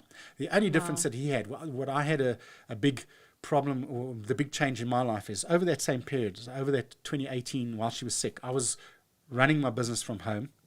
I had some business partners which I'd had to get in over the last few years because of current sort of structures that you need to work for agencies and things. And I'll just be diplomatic. They hijacked my company about 2 months after Andy passed away. Wow. So I lost my studios, or the physical studios, or the client base. I've still got all those clients, but I don't have the studios anymore. So I lost the business at the same time as losing my wife. That's why I say that tree was like this fall. And I already had my studio. I was working from home anyways. And I just looked at this as, well, I'll take it on. We went through litigation. I've got sort of a settlement from them and so on. But it was just something that happened, and it was a change of life, change of era. It was 30 years of me running this business, and it changed. But me staying at home, so losing all of this, but the biggest impact on me, this is a year before COVID, is I sat in my house there, my beautiful, I call it my COVID compound, and you'll see why. Yeah. And my entire social circle up here in Joburg was my business, was my office. It was going every day and seeing my staff. Yeah. Now I had nowhere to go, so I didn't have anyone to see during the day. No, the 1 or 2 friends we had here in Joburg over the period of Andy's illness disappeared. They disappeared. So I had no friends around, and I was literally sitting at home on my own for a year. And then COVID hit. Wow. And at that stage, the positive side, we'd settled the deal on the business, and suddenly I had no big rentals to pay, no anything. So there was a positive side to that as well. And I sat back, and it was really just a year. The first year of COVID was me sitting at home just writing music for myself, purely cathartic, doing my own sort of stuff. And now I've come out of it now, and I'm going, trying to build, and I've got some exciting things on the go now with trying to get new sort of projects off the ground and that sort of thing. But it's a new world. It's and it's also, I feel like I had a time doing a certain thing, working for clients, and as much as I fight and I try and get that back, I've reached out to all my old clients, all my old contacts and things like that. It's not flowing in that direction. And it's not flowing. Yeah, I'm just getting nothing working there. So I know, and I've had to learn acceptance on, first of all, accepting what happened to Andy, and Yeah. the impact on my life. There was nothing. I had no control over that. And then accepting what happened to the business, accepting what happened to now me trying to chase the old work and it's not happening. Yeah. And so you're just going. And as I said, that's where I got into, I'm leaving it up to the universe, but the universe and I haven't seen eye to eye properly. Okay. But maybe the universe knows something I don't. Let's So that's a leave it good there. place to close off Yeah. on. But well, I have an idea like especially with your your involvement with the composing and your science background, and if I can putting all the dots together and the quantum physics and the holding of the memory, and I don't know, I think there's something there for you. I don't know why, but we'll discuss it another time. Yeah. But listen, on closing, I mean, you have had such an incredibly colorful life. You followed your dream. You followed your truth the whole way through. What would you say to everyone listening now? What would you say to them? And I'm not talking about 20-year-olds who are starting out. I'm talking maybe more about the 40-year-olds. Or what would you say to them about, like, couple in with what you're saying about you trying all these things of reaching back to clients, it's not flowing, and you're the kind of guy, if you listen to your story, it's flowed your whole life all the way to this point. Yeah. It's scary anyway. It's scary at 20 years old when you setting out and you don't know what's going to happen, but you just do it through passion and through pure bullheadedness, not knowing what the future can hold, not knowing the implications. And it's even more scary when you know and you've been through all that and you go, geez, I took those risks and I did that. But you wouldn't be where you are without taking those risks. So I look at it now and I go, I've got to take those risks again, or new risks and different things, which is what I'm trying to do. You just got to carry on going.